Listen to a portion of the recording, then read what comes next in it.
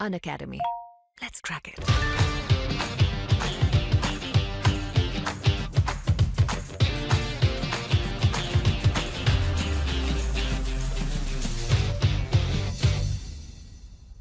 नमस्कार दोस्तों, welcome to सरकार स्टडी बेस। तो चलिए आज की क्लास में हम देखने वाले हैं एमपीपीएससी पेपर 2 जो मेंस का है उसके अंतर्गत पार्ट बी और इकाई 1 के अंतर्गत हम देखने वाले हैं राजकोषीय नीति के बारे में। तो चलिए यहाँ पे इसके बारे में हम देख लेते हैं। यहाँ देखेंगे हम बजट और राजकोषीय नीति के बारे में। तो होता क्या है इसके बारे में विस्तार से जानेंगे। पहले हम जानेंगे बजट क्या होता है, फिर राजकोषीय नीति क्या होती है, इसके अंतर्गत क्या क्या चीज़ें देखने को मिलती है, सारी चीज़ें हम यहाँ पे डिस्क्राइब करेंगे। तो पहली चीज़ तो होती है बजट होता क्या है। बजट का मतलब क्या होता है, गवर्नमेंट है। गवर्नमेंट के अंतर्गत एक वित्तीय वर्ष का मतलब 1 अप्रैल से लेकर 31 मार्च तक का जो भी कंप्लीट जो ड्यूरेशन रहता है उसको एक वित्तीय वर्ष बोलते हैं। तो इसके संबंध में सरकार के जो आर्थिक दृष्टिकोण है उसको प्रस्तुत करने का काम कौन करता है, एक बजट करता है। और बजट को एक वित्तीय दस्तावेज भी हम बोल सकते हैं। इसमें विभिन्न स्रोतों से होने वाली आय एवं विभिन्न स्रोतों से होने वाले जो व्यय है, मतलब सिंपल सी बात अगर बोलें तो आय और व्यय का जो लेखा जोखा होता है एक वर्ष के अंतर्गत गवर्नमेंट की जो भी आर्थिक दृष्टिकोण है, आर्थिक नीतियाँ, उसके संबंध में। तो इसको प्रस्तुत करने का काम जो दस्तावेज करता है, जो वित्तीय दस्तावेज करता है, उसको हम बोलेंगे बजट। और बजट किसी देश की आर्थिक स्थिति एवं सरकार की प्राथमिकताओं का परिचायक होता है, यानी कि उनको जो है दृष्टिकोण उस सभी दृष्टिकोण को यहाँ पे प्रस्तुत करने का काम करता है। सरकार द्वारा प्रस्तुत किया गया बजट एक सामान्य व्यक्ति से लेकर एक बृहद उद्योग जो औद्योगिक गतिविधियाँ है तक जो है सभी रूप से अगर देखें तो प्रत्यक्ष और अप्रत्यक्ष रूप से इसको प्रभावित करता है। तो ये तो बात हो गई मुख्य रूप से बजट की। अब यहाँ हम देखेंगे सार्वजनिक बजट होता क्या है। सार्वजनिक बजट यानी पब्लिक बजट जिसे हम बोलते हैं। तो पब्लिक बजट की अगर बात करें तो यहाँ पे सार्वजनिक बजट के अंतर्गत सभी स्रोतों से प्राप्त सरकार यानी कि केंद्र और राज्य दोनों सरकार इसके अंतर्गत आती है। उसकी समस्त आय तथा समस्त जो मद होती है उस पर होने वाला जो व्यय होता है उसको सम्मिलित यहाँ पे किया जाता है। साथ ही इसके अंतर्गत संपादित किए जाने वाले समस्त नियोजात्मक एवं प्रबंधकीय जो कार्य है उसका भी विवरण होता है। इसके अलावा हम देखें तो बजटीय वर्ष हमको पता है कितना होता है, 1 अप्रैल से लेकर 31 मार्च तक होता है। मतलब इसको एक बजटीय वर्ष भी बोलते हैं, एक वित्तीय वर्ष भी बोलते हैं, जिसमें हम ये कंप्लीट ड्यूरेशन शामिल करते हैं।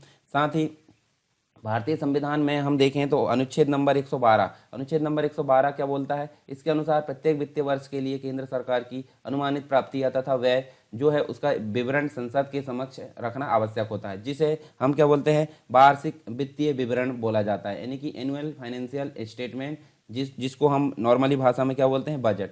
तो हालांकि बजट नाम से संविधान में कोई व्यवस्था नहीं है, उसको क्या बोला जाता है यहाँ पे, वार्षिक वित्तीय विवरण के नाम से या एनुअल फाइनेंशियल स्टेटमेंट के नाम से इसको जाना जाता है। और सार्वजनिक बजट में हम देखें तो 3 प्रकार के विवरण यहाँ देखने को मिलते हैं। कौन कौन से 3 प्रकार के विवरण? पहला तो है आगामी वित्तीय वर्ष हेतु बजट अनुमान देखने को मिलता है। दूसरा हमको देखने को मिलता है चालू वित्तीय वर्ष हेतु संशोधित अनुमान देखने को मिलता है। और तीसरे की अगर बात करें तो विगत वर्ष की वास्तविक आय एवं व्यय का जो है अनुमान देखने को मिलता है। तो ये देखिए अनुमान नहीं है, इसको तो अनुमान नहीं बोलेंगे, ये तो सही होगा क्योंकि विगत वर्ष का हो गया। और ये दो जो है अनुमानित रूप से यहाँ देखने को मिलते हैं। तो ये 3 चीज़ें अगर हो जाए तो सार्वजनिक जो बजट होता है यानी कि जो पब्लिक बजट होता है उसमें ये 3 प्रकार के विवरण देखने को मिलते हैं। अब आपको ये भी पता होगा ब्रिटिश के अंतर्गत जो वेस्टमिंस्टर प्रणाली है जिसमें हम संसदीय व्यवस्था ली गई है हमारे यहाँ, तो उसके समान ही भारत में भी जनता द्वारा प्रत्यक्ष रूप से चुने गए जो प्रतिनिधि होते हैं, अर्थात अगर बात करें हम लोकसभा को, तो लोकसभा को सरकार की वित्तीय स्थिति पर निर्णय लेने का अधिकार दिया गया है। इस हेतु संविधान के अनुच्छेद 266 के अंतर्गत भारत की संचित निधि के गठन का प्रावधान किया गया है और सरकार के सभी व्यय जो है इसी निधि से किए जाते हैं, परंतु इसके लिए संसद की अनुमति आवश्यक होती है। और बजट वित्तीय प्रशासन द्वारा लोक प्रशासन पर जो है नियंत्रण का एक माध्यम भी कहलाता है। साथ ही हम बात करें यहाँ पे तो जो वार्षिक वित्तीय विवरण होता है जिसे हम बजट के नाम से जानते हैं, एनुअल फाइनेंशियल स्टेटमेंट, इसके अंतर्गत हमको देखने को मिलता है क्या क्या चीज़ें। एक तो मिलता है पिछले वर्ष का वार्षिक वित्तीय विवरण यानी कि annual financial statement of last year. और यहाँ दूसरा मिलता है अगले वर्ष का वार्षिक वित्तीय विवरण। अब यहाँ देखिए पिछले वर्ष की अगर बात करें तो यहाँ से आर्थिक सर्वेक्षण यानी इकोनॉमिक सर्वे देखा जाता है। और इसके अंतर्गत जो है अगले यानी कि एडवांस जो ईयर है उसमें सार्वजनिक बजट जैसे पब्लिक बजट की अगर बात करें तो आपको ये भी पता चल जाएगा कि अगले वर्ष के अंतर्गत जो भी वित्तीय विवरण आएगा उसमें सार्वजनिक बजट देखने को मिलता है और पिछले वर्ष के अंतर्गत आर्थिक सर्वेक्षण देखने को मिलता है। तो ये चीज़ आप ध्यान में रखिए। अनअकैडमी आपके लिए लेकर आया है बहुत ही आकर्षक और फ्री प्लान जो कि एमपीपीएससी और व्यापम के एग्जाम से संबंधित है। यदि आप फ्री प्लान लेना चाहते हैं तो आपको यहाँ पे मिलेगा 500 से ज़्यादा free live classes every week और डाउट क्लियरिंग सेशन भी आपको दिया जा रहा है। वीकली फ्री मॉक टेस्ट यहाँ पे चल रहा है। फ्री लाइव क्विज यहाँ पे चलती है 20 से ज़्यादा क्वेश्चन यहाँ पे हर सब्जेक्ट को मिलाकर होता है। Daily T20 free live quiz यहाँ पे चलती है। 20 क्वेश्चन होते हैं, 20 मिनट में आपको इसका आंसर देने होते हैं और 8 PM पे ये सीरीज चलती है और 8:30 बजे इसका एनालिसिस कराया जाता है टॉप एजुकेटर्स के द्वारा। इसका फायदा लेने के लिए आपको क्या करना है, इसका फायदा लेने आपको डाउनलोड करना है सिंपली अनअकैडमी का लर्निंग ऐप। यहाँ पे एमपीपीएससी से संबंधित कोर्स यूज कीजिए, एमपीपीएससी आपका गोल सेलेक्ट कीजिए और यहाँ पे सरकार 10 आपको प्रोमो कोड यूज करना है इस प्लान को अनलॉक करने के लिए। याद रहे सरकार 10 प्रोमो कोड यूज करने के बाद ही आप फ्री प्लान को अनलॉक कर सकते हैं। और यदि आप प्लस बैचेस के साथ जाना चाहते हैं अपनी ऑलराउंड प्रिपरेशन के लिए तो यहाँ पे विभिन्न प्रकार के बैचेस चल रहे हैं। प्रीलिम्स के यहाँ पे अल्टीमेट 60 डेज का क्रैश कोर्स यहाँ पे चल रहा है, संपूर्ण ज्ञान, जो कि यदि आप रिवीजन कर रहे हैं तो इसके लिए आपके लिए आवश्यक है। और यदि आप संकल्प एमपीपीएससी 2020 में जुड़ रहे हैं तो इसके लिए आपको डाउट क्लियरिंग सेशन यहाँ पे एक्स्ट्रा मिलेंगे और वीकली 12 सेशन यहाँ पे सब्जेक्ट वाइज लग रहे हैं यदि आप ऑलरेडी रिवीजन कर रहे हैं तो।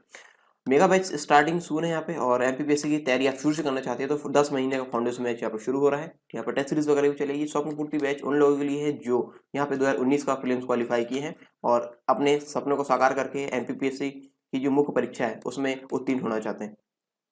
इसमें साथ ही साथ आपको उत्तर लेखन का अभ्यास भी कराया जाएगा। टॉप एजुकेटर्स के द्वारा आप इन टॉप एजुकेटर द्वारा आप यहाँ पढ़ सकते हैं, आप देख सकते हैं।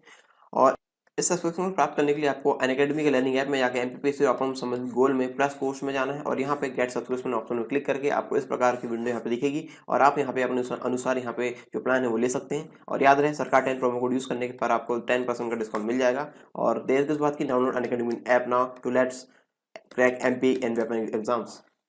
इसके अलावा हम देख लेते हैं कुछ चीज़ें और, जैसे कि अगर बात करें बजट की तो बजट का एक इतिहास हम उठाकर देखते हैं कि बजट किस किस प्रकार से यहाँ पे देखने को मिलता है। इस जो जर्नी है उसकी वो क्या हो सकती है। तो बजट जो है फ्रेंच भाषा का बुगेट बोगेट या बुजेट शब्द से बना हुआ है, जिसको इस प्रकार यहाँ पे लिखा जाता है। और इसका अर्थ क्या होता है, इसका अर्थ होता है चमड़े का थैला। जो बुजेट है, बुजेट या वोगेट, इसका अर्थ क्या होता है, चमड़े का थैला। सन 1773 की अगर बात करें, सन 1773 में ब्रिटिश वित्तीय प्रस्ताव जो है, ब्रिटिश वित्तीय प्रस्ताव चमड़े के एक थैले में से निकाले गए थे और उसी समय से बजट शब्द का प्रयोग सरकार के वार्षिक आय व्यय के जो विवरण है उसके लिए किया जाता है। तो ये उसी का मतलब यहाँ से उसी से बना ये शब्द। सन 1803 की बात करते हैं तो यहाँ पे पहली बार 1803 में बजट शब्द का प्रयोग किया गया था। और भारत की में अगर बात करें तो 18 फरवरी 1860 को, मतलब भारत में प्रथम जो बजट है, जब हमारा जो है ईस्ट इंडिया कंपनी यहाँ पे थी, तो इसी समय 18 फरवरी 1860 को तत्कालीन वायसराय थे लॉर्ड कैनिंग। ठीक है, जो वायसराय थे लॉर्ड कैनिंग। लॉर्ड कैनिंग जो है कब 1858 में जो आया था कानून, जो मतलब क्राउन का रूल आया था, उस समय ये वायसराय बना दिए गए थे। तो उन्हीं के समय वायसराय थे लॉर्ड कैनिंग, उनकी परिषद के वित्तीय सदस्य जेम्स विल्सन, इनके द्वारा प्रस्तुत किया गया था। और इसलिए जेम्स विल्सन को भारतीय बजट का प्रणेता माना जाता है। जेम्स विल्सन को क्या माना जाता है, भारतीय बजट का प्रणेता माना जाता है। इसके अलावा हम बात करते हैं भारत, जो स्वतंत्र भारत है उसमें बजट परंपरा का जो आधार है वो किसको माना जाता है। वर्ष 1944 में एक निर्मित हुआ था जिसको बोला जाता है बॉम्बे प्लान के नाम से इसको जाना जाता है। तो बॉम्बे प्लान से संबंधित इसको माना जाता है आधार। और इस प्लान की संरचना या रचना हम देखें तो जॉन मथाई, जीडी बिरला और जेआरडी टाटा, इन तीनों के द्वारा की गई थी बॉम्बे प्लान की रचना। और इसी को बजट, जो स्वतंत्र भारत का बजट है, उसका आधार माना जाता है। इसके अलावा स्वतंत्र भारत का पहला बजट हम देखें 26 नवंबर 1947 को पहले जो वित्त मंत्री थे आर के षणमुगम सेट्टी, इनके द्वारा पेश किया गया था। साथ ही जॉन मथाई को वर्ष 1950 में क्या किया गया, गणतंत्र भारत का पहला केंद्रीय बजट यहाँ पे देखा गया और जॉन मथाई के द्वारा ये प्रस्तुत किया गया था। ठीक है, इनको मतलब जो है जॉन मथाई के द्वारा 1950 में गणतंत्र भारत का पहला केंद्रीय बजट प्रस्तुत किया गया था। इसके अलावा ब्रिटिश शासन की अगर बात करें तो ब्रिटिश शासन जो है, मतलब ब्रिटिश शासन के दौरान अंग्रेजों ने भारत में बजट प्रस्तुत करने का समय कितना रखा था, 5 बजे। ठीक है, शाम के 5 बजे। क्यों? क्योंकि उस समय जो है ब्रिटेन में क्या होता था, ब्रिटेन में दिन होता था और उनके वहाँ जो जिस समय बजट प्रस्तुत होता था उसी समय हमारे यहाँ भी होता था, परंतु हमारे यहाँ उस समय शाम के 5 बजे होते थे। स्वतंत्र भारत में वर्ष 1998 तक यही परंपरा चलती रही, परंतु जब 1999 की बात हुई तो 1999 में राष्ट्रीय जनतांत्रिक जो गठबंधन जो सरकार थी, इसके वित्त मंत्री थे यशवंत सिन्हा, इन्होंने बजट प्रस्तुत करने का समय प्रातः 11 बजे कर दिया। तो ये कुछ बेसिक चीज़ें थी बजट से संबंधित, यानी बजट की जो हिस्ट्री है वो हमें यहाँ देखने को मिलती है। इसके बाद हम देखते हैं अब वित्तीय वर्ष की। वित्तीय वर्ष होता क्या है, यानी कि फाइनेंशियल ईयर जिसको बोलते हैं। तो यहाँ पे 3 चीज़ें शामिल की जाती है। एक तो होता है पिछला वर्ष यानी लास्ट ईयर, दो फिर होता है करंट यानी कि वर्तमान में, और एक होता है एडवांस ईयर। 3 चीज़ें यहाँ पे शामिल की जाती है जैसे कि हमने देखे थे। तो इसका वास्तविक अनुमान देखने को मिलता है, यानी कि 12 महीने के पूरे आंकड़े देखने को मिलते हैं, जिसके अंतर्गत हम अगर बात करें अभी वर्तमान की, तो यहाँ पे क्या देखने को मिलेगा, जब ये जो है यहाँ पे पिछला वर्ष यानी 2018-19 हम ले सकते हैं, वर्तमान यानी कि 2019-20 ले सकते हैं, और अगला वर्ष यानी कि 20-21 ले सकते हैं। ठीक है, तो ये कंप्लीट रूप से देखें, यहाँ चालू वर्ष में संशोधित अनुमान देखने को मिलता है, 9 महीने के आंकड़े इसमें देखने को मिलते हैं, और अग्रिम वर्ष की बात करें तो अग्रिम अनुमान और बजट वर्ष यहाँ देखने को मिलता है।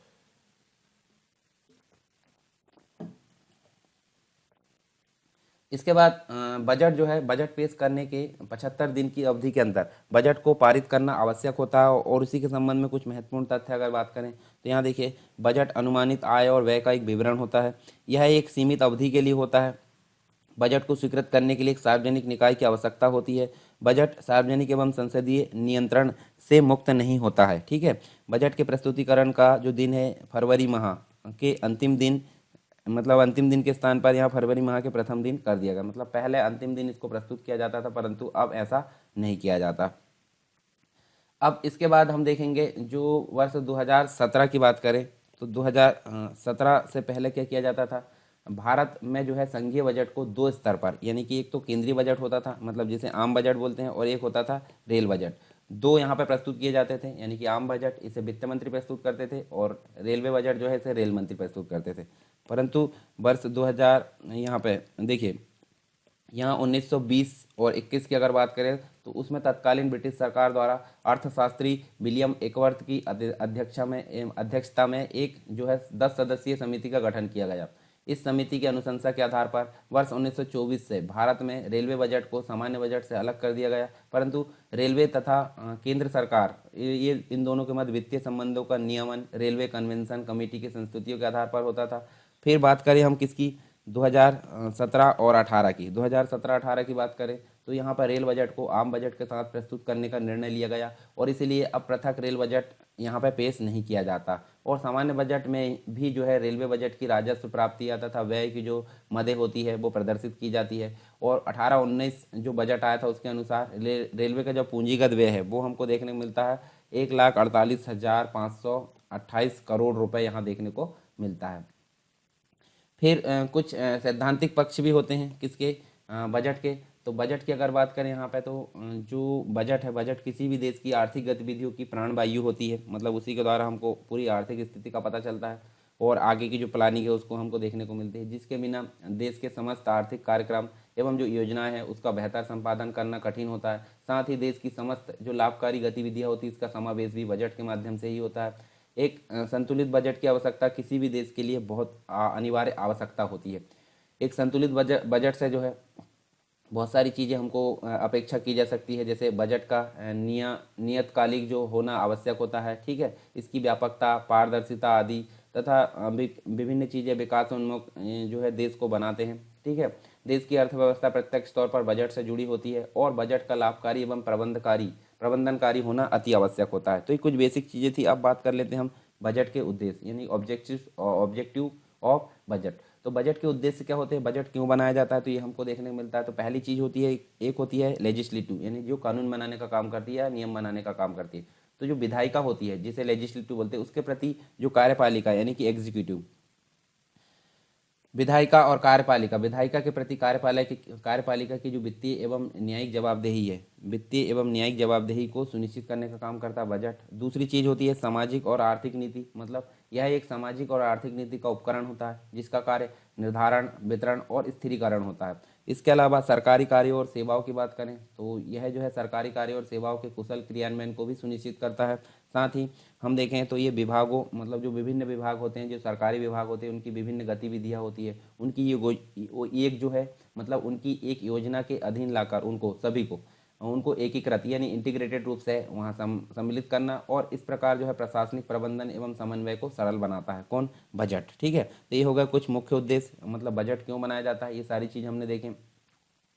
अब इसके बाद हम देख लेते हैं बजट निर्माण की प्रक्रिया। बजट निर्माण की प्रक्रिया को अलग अलग चरणों में यहाँ बांटा जाता है। जैसे कि आपको पता है बजट निर्माण एक अत्यंत जो है कठिन काम है, यानी कि एक जटिल प्रक्रिया हम बोल सकते हैं। भारत में वित्तीय वर्ष की अवधि की अगर बात करें तो हमको 1 अप्रैल से लेकर 31 मार्च तक ये देखने को मिलती है, ठीक है। और बजट निर्माण हेतु सामान्यतः अगर देखें तो बजट प्रस्तुति के समय से 6 से 7 माह पूर्व भी ये जो है प्रारंभ हो जाती है। मतलब अगर बात करें हम फरवरी की, तो फरवरी तो 1 फरवरी हो गई, यानी कि जनवरी से लेकर यानी 5 महीने पहले, यानी अगस्त से अगर शुरू करें एक काम को तो फरवरी में जाकर ये कंप्लीट होता है। तो लगभग 6 से 7 माह पूर्व ये जो है प्रोसेस शुरू कर ली जाती है बजट निर्माण की। तो यहाँ पे बजट कंप्लीट रूप से बनकर तैयार हो जाता है, ठीक है। तो बजट निर्माण के लिए हमको यहाँ पे कितनी स्टेप्स का फॉलो करना पड़ता है ये हम देख सकते हैं। यहाँ पे हमको लगभग 5 स्टेप्स, ठीक है, 1 है, 2 है, 3, 4 और ये 5 स्टेप को यहाँ पे फॉलो करना पड़ता है बजट निर्माण के लिए। तो जिसको हम बोलते हैं, देखिए, बजट का प्राक्कलन तथा रूपरेखा यानी कि एस्टिमेट बनाना और उसके स्ट्रक्चर तैयार करना, फिर बजट के दस्तावेज यानी डॉक्यूमेंट को तैयार करना, संसदीय चर्चा के बाद संसदीय अनुमति प्राप्त करना, ठीक है। संसद में दोनों मतलब जो सदन है उनमें इनकी अनुमति ली जाती है। बजट का क्रियान्वयन देखा जाता है और फिर वित्तीय कोषों का लेखांकन और लेखा परीक्षण किया जाता है। तो चलिए जान लेते हैं थोड़ी थोड़ी चीज़ें इनके बारे में, ताकि आपके दिमाग में थोड़ी सी क्लियरिटी इसके बारे में बनी रहे। तो पहली चीज़ तो होती है क्या, बजट का प्राक्कलन। बजट का प्राक्कलन अथवा इसकी रूपरेखा को तैयार करना। तो बजट का प्राक्कलन या एस्टिमेट तैयार करना, इसको बोला जाता है फर्स्ट स्टेज, है ना। फर्स्ट स्टेज इसको बोला जाता है, किसको, ये वाली जो पहली स्टेज है। और इसके अंतर्गत हमको देखने मिलता है बजट निर्माण की जो प्रक्रिया है ये प्रथम चरण है। मतलब इसमें सर्वप्रथम क्या करता है, जो वित्त मंत्रालय होता है, ठीक है, वित्त मंत्रालय होता है। वित्त मंत्रालय द्वारा प्रशासनिक मंत्रालयों, नीति आयोग तथा नियंत्रक एवं महालेखा परीक्षक, जो कैग नाम से जाना जाता है, ठीक है। कैग को क्या बोला जाता है, भारतीय जो पर्स है उसका संरक्षक या रक्षक बोला जाता है। और इन इन तीनों के सहयोग से, यानी कि प्रशासनिक मंत्रालय, नीति आयोग और केग, इनके सहयोग से बजट की रूपरेखा तैयार की जाती है। इसमें प्रशासकीय मंत्रालय अपने अधीनस्थ कार्यालयों से प्राप्त विवरण के आधार पर वित्तीय जो वित्त मंत्रालय है उसको प्रशासकीय आवश्यकताओं की जो सूचना है वो प्रदान की जाती है। उसके अलावा नीति आयोग की बात करें तो पहला तो योजना आयोग था इसके बदले में, और नीति आयोग अभी वर्तमान में है। तो चलिए आप बताइए नीति आयोग की स्थापना कब की गई और इसके वर्तमान अध्यक्ष कौन है, ठीक है। तो नीति आयोग जो है योजनाओं की प्राथमिकता के विषय में परामर्श देता है तथा नियंत्रक महालेखा परीक्षक बजट का जो प्रकथन है वो तैयार करने हेतु वित्त मंत्रालय को लेखा कौशल उपलब्ध कराता है। और इस प्रकार प्रथम चरण में व्यय जो होते हैं, एक्सपेंडिचर जो होते हैं, उनके अनुमान तैयार किए जाते हैं। तो ये सारी चीज़ हमको देखने को मिलती है पहले चरण में। दूसरा जो होता है बजट का दस्तावेज तैयार करना, मतलब इसको हम बोलेंगे सेकंड स्टेज। इसको क्या बोलेंगे, सेकंड स्टेज बोलेंगे। तो इस चरण में वित्त मंत्रालय, फिर बात हो गई किसकी, वित्त मंत्रालय की। तो वित्त मंत्रालय द्वारा समस्त जो विभाग है, समस्त विभाग मतलब अन्य जो विभाग होते हैं गवर्नमेंट के अंतर्गत, समस्त विभागों की मांगों को एकत्रित करने तथा वित्तीय जो नीति है उससे संबंधित मामलों में मंत्रिपरिषद में निर्णय लेकर 2 अलग अलग भागों में आय और व्यय का विवरण तैयार करते हैं, जो कि हमको देखने को मिलता है एक प्रकार से बजटीय दस्तावेज कहलाता है। बजटीय डॉक्यूमेंट या बजटीय दस्तावेज इसको बोल सकते हैं। किसको, ये जो कंप्लीट रूप से वित्त मंत्रालय के द्वारा अलग अलग जो विभागों है उसकी मांगों, नीतियों को एकत्रित करके मंत्रिपरिषद में निर्णय लेकर 2 अलग अलग भाग यानी कि व्यय और आय में तैयार किया जाता है। तो उसको बोलेंगे बजटीय दस्तावेज। और वित्त मंत्री द्वारा इस दस्तावेज को सामान्य रूप से फरवरी के प्रथम कार्य दिवस में लोकसभा में प्रस्तुत किया जाता है और इसके बाद वित्त मंत्री द्वारा बजट भाषण दिया जाता है। उसके बाद होती है तीसरी स्टेज। तीसरी स्टेज में संसदीय चर्चा के बाद संसदीय अनुमति प्राप्त करना, मतलब इसको बोला जाता है थर्ड स्टेज। थर्ड स्टेज इसको बोला जाता है और बजट निर्माण का तीसरा चरण होता है ये। और ये जो होती है संसदीय परिचर्चा से इसका प्रारंभ किया जाता है। संसद में विभिन्न मदों पर चर्चा के बाद बजट को जो है अनुमति दे दी जाती है। तो यहाँ पे जो है अनुमति देने का काम किया जाता है तीसरी स्टेज में।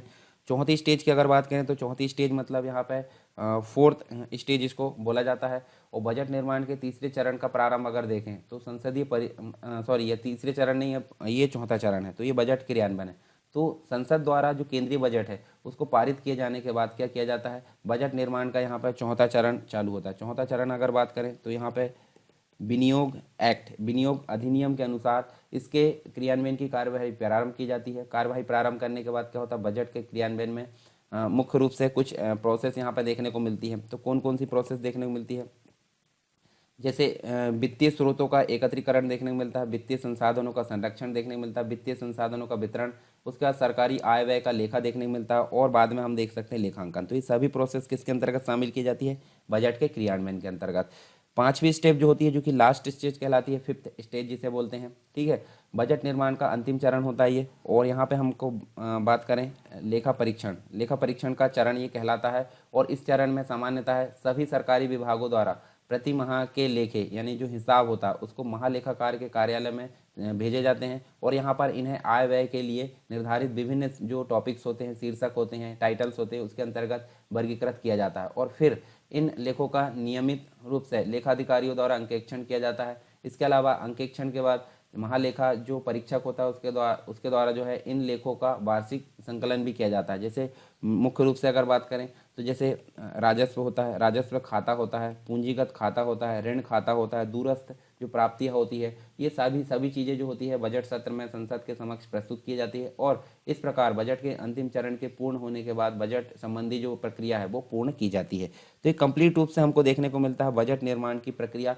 जो विभिन्न स्टेज यानी कि लगभग 5 स्टेज से होकर गुजरती है। तो यहाँ पे हम जो है सारी चीज़ें इसके अंतर्गत देख सकते हैं, ठीक है। तो हमने क्या क्या चीज़ें यहाँ पे देखी, एक बार हम इसको देख लेते हैं, फिर बाकी के टॉपिक हम जो है नेक्स्ट क्लास में यहाँ पे देखेंगे। तो पहली चीज़ तो हमने बजट के बारे में देखा। बजट होता क्या है, मतलब एक सरकार है, सरकार के अंतर्गत जो समस्त एक वर्ष की जो वित्तीय व्यवस्था, मतलब एक वित्तीय वर्ष है उसके अंतर्गत समस्त आय और व्यय का जो विवरण होता है उसे हम क्या बोलेंगे, बजट, सिंपल भाषा में। और विस्तार से डेफिनेशन भी हम इसके देख सकते हैं। उसके बाद हमने देखें सार्वजनिक बजट होता क्या है, ठीक है। उसके बाद यहाँ पे वार्षिक वित्तीय विवरण के अंतर्गत हमने देखें क्या क्या चीज़ें शामिल की जाती है। इस इतिहास हमने देखें, जो बजट है उसका इतिहास यहाँ पे बात करें। साथ ही यहाँ पे बात करें हम तो हमने वित्तीय वर्ष के अंतर्गत जो 3 चीज़ें होती हैं, यानी कि पिछला वर्ष होता है, चालू वर्ष होता है और अग्रिम वर्ष, इन तीनों चीज़ों को शामिल किया जाता है यहाँ पे वित्तीय वर्ष के अंतर्गत, जिसमें सारी चीज़ों को बजट में शामिल किया जाता है। फिर बजट से संबंधित कुछ महत्वपूर्ण तथ्य देखें। इसके अलावा बजट के उद्देश्य देखें, बजट क्यों प्रस्तुत किया जाता है। साथ में निर्माण की प्रक्रिया जो कि लगभग जो है 5 स्टेप से होकर गुजरती है। बजट का प्राक्कलन अथवा रूपरेखा तैयार करना, बजट का दस्तावेज तैयार करना, संसदीय चर्चा के बाद संसदीय अनुमति प्राप्त करना, बजट का क्रियान्वयन देखने को मिला, वित्तीय कोषों का लेखांकन और लेखा परीक्षण यहाँ पे देखने को मिलता है। तो इस प्रकार हमारा जो है ये जो इतनी सारी चीज़ें हमने यहाँ पे कंप्लीट करे। आई होप सारी चीज़ें आपको क्लियर हुई होगी। फिर भी अगर कोई डाउट है तो आप मुझे कमेंट बॉक्स में बताइए, या फिर टेलीग्राम चैनल और ग्रुप में जोड़कर आप वहाँ भी मुझसे जो है चर्चा कर सकते हैं। तो चलिए मिलते हैं नेक्स्ट टॉपिक के साथ में नेक्स्ट क्लास में, तब तक के लिए जय हिंद।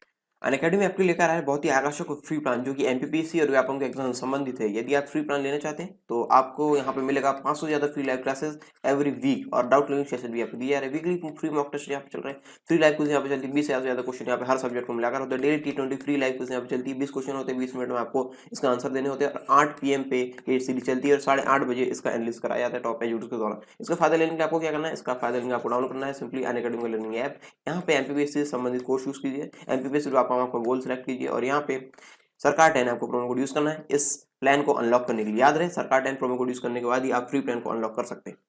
और यदि आप प्लस बैचेस के साथ जाना चाहते हैं अपनी ऑलराउंड प्रिपरेशन के लिए तो यहाँ पे विभिन्न प्रकार के बैचेस चल रहे हैं। प्रीलिम्स के यहाँ पे अल्टीमेट 60 डेज का क्रैश कोर्स यहाँ पे चल रहा है, संपूर्ण ज्ञान, जो कि यदि आप रिवीजन कर रहे हैं तो इसके लिए आपके लिए आवश्यक है। और यदि आप संकल्प एमपीपीएससी 2020 में जुड़ रहे हैं तो इसके लिए आपको डाउट क्लियरिंग सेशन यहाँ पे एक्स्ट्रा मिलेंगे और वीकली 12 सेशन यहाँ पे सब्जेक्ट वाइज लग रहे हैं यदि आप ऑलरेडी रिवीजन कर रहे हैं तो।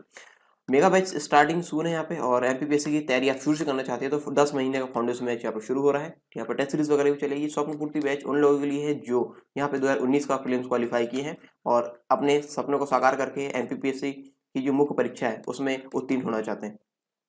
इसमें साथ ही साथ आपको उत्तर लेखन का अभ्यास कराया जाएगा टॉप एजुकेटर्स के द्वारा। आप इन टॉप एजुकेटर्स द्वारा आप पढ़ सकते हैं, आप देख सकते हैं। और इस सब्सक्रिप्शन को प्राप्त करने के लिए आपको अनअकैडमी के लर्निंग ऐप में जाकर एमपीपीएससी और अपना संबंधित गोल में प्लस कोर्स में जाना है और यहाँ पे गेट सब्सक्रिप्शन ऑप्शन में क्लिक करके आपको इस प्रकार की विंडो यहाँ पे दिखेगी और आप यहाँ पे अपने अनुसार यहाँ पे जो प्लान है वो ले सकते हैं। और याद रहे सरकार 10 प्रोमो कोड यूज करने पर आपको 10% का डिस्काउंट मिल जाएगा। और देर किस बात की, download Unacademy app now to let's crack MP and exams. चलिए आज की क्लास में हम पढ़ने वाले हैं कटौती प्रस्ताव, यानी कि हमारा जो है बजट से संबंधित, बजट एवं राजकोषीय नीति से संबंधित यहाँ पे क्लास चल रही है, लेक्चर चल रहे हैं, जिसमें हमने इसके पहले जो है बहुत सारी चीज़ें जाने थे बजट से संबंधित, जिसके बारे में आप जो है पीछे की जो क्लास है उसको अगर देख लेंगे सारी चीज़ें क्लियर हो जाएगी। तो अभी हम देखने वाले हैं कटौती प्रस्ताव, यानी कि इसको बोला जाता है कट मोशन, कट मोशंस इसको बोला जाता है। तो यहाँ देखिए सामान्य रूप से अगर बात करें तो ये अलग अलग प्रकार से बांटे गए हैं कटौती प्रस्ताव। तो विपक्षी दल का मतलब क्या होता है, जैसे सत्ताधारी दल होता है और एक होता है विपक्षी दल।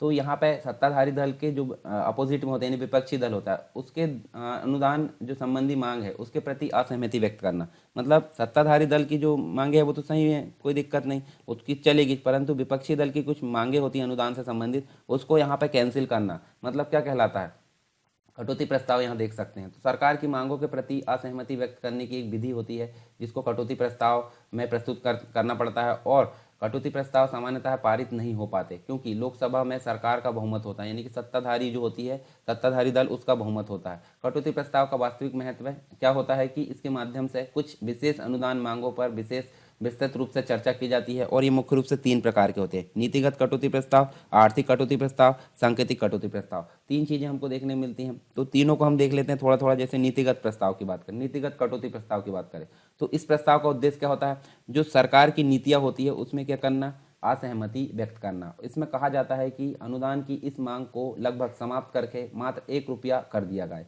ठीक है, 1 रुपया कर दिया जाए, तो ये होता है नीतिगत कटौती प्रस्ताव। दूसरा होता है आर्थिक कटौती प्रस्ताव। मतलब क्या होता है, इसमें नीतियों के प्रति नहीं बल्कि मांगी गई संपूर्ण राशि के प्रति, यहाँ पे नीतियों के प्रति असहमति व्यक्त की जाती है और यहाँ पे राशि के प्रति असहमति व्यक्त की जाती है। और इसमें राशि को एक प्रभावी सीमा तक कम करने का प्रस्ताव होता है। कभी कभी यह किसी मांग को पूर्णतः समाप्त करने के लिए भी होता है। तो जो पैसों की मांग है उसको पूर्णतः असहमति व्यक्त करने के लिए यहाँ पे आर्थिक कटौती होती है। नीतियों के लिए यहाँ पे असहमति व्यक्त करने के लिए नीतिगत कटौती प्रस्ताव होता है। तीसरा होता है सांकेतिक कटौती प्रस्ताव। सांकेतिक यहाँ पे अगर देखें तो इसका उद्देश्य क्या होता है, इसका उद्देश्य केवल अपनी असहमति का प्रदर्शन करना होता है, मतलब संकेत के रूप में सिर्फ प्रदर्शन करना होता है। ठीक है, यहाँ पे बात की जा रही है। तो देखिए, केवल अपनी असहमति का प्रदर्शन करना होता है और इसमें जो होता है प्रस्ताव किया जाता है कि सरकार द्वारा पेश की गई मांग में 100 रुपये की कमी कर दी जाए। तो ये चीज़ें होती है 3। तो 3 चीज़ें हमने देखें कटौती प्रस्ताव के अंतर्गत। अब बात करते हैं यहाँ पे नेक्स्ट जो है हमारा यहाँ पे बजट के आंकड़े। बजट के आंकड़े यानी कि डेटा इन द बजट, इसको बोला जाता है। तो यहाँ पे हमको कुछ अन्य चीज़ें देखने मिलेगी, यानी जो केंद्रीय बजट होता है। ठीक है, केंद्रीय बजट में अर्थव्यवस्था के प्रत्येक क्षेत्र अथवा जो उससे संबंधित जो अन्य जो क्षेत्र है सब एरियाज यानी कि उप क्षेत्र की बात करें तो उसके लिए जो आंकड़े होते हैं उनको अलग अलग भागों में यहाँ पे बांटा गया है। तो देखिए यहाँ पे अलग अलग भाग क्या हो सकते हैं।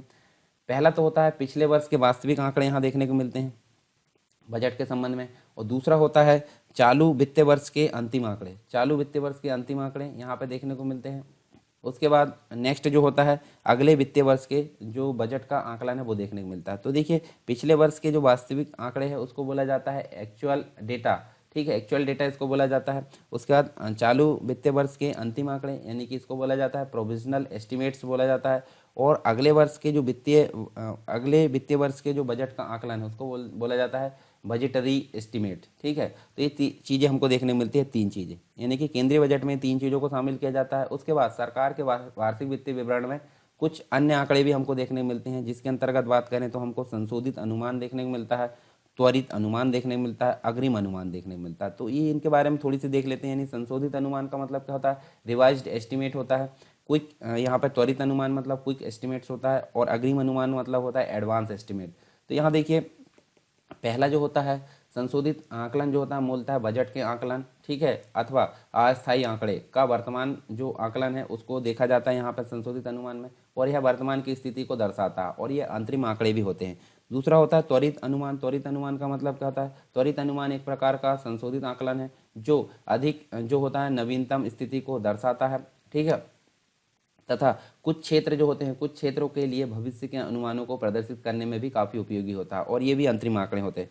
नेक्स्ट जो होता है अग्रिम अनुमान। अग्रिम अनुमान मतलब जो एडवांस एस्टिमेट होता है। ठीक है, तो यहाँ पे देख सकते हैं, देखिए अग्रिम अनुमान जो होता है, अग्रिम आकलन एक तरह का तात्कालिक आकलन होता है जो अंतरिम चरण यानी कि जब आंकड़े को एकत्रित किया जाता है उसको बोला जाता है अंतरिम चरण, इससे पहले ही किया जाता है, और ये अंतरिम आंकड़े होते हैं। ठीक है, तो ये 3 चीज़ें हमको देखने मिली, 3 यहाँ पे देख लिए, 3 यहाँ, तो ये बजट के आंकड़े कहलाते हैं, जिसके अंतर्गत जो है मतलब जिसको सभी को बजट में शामिल किया जाता है।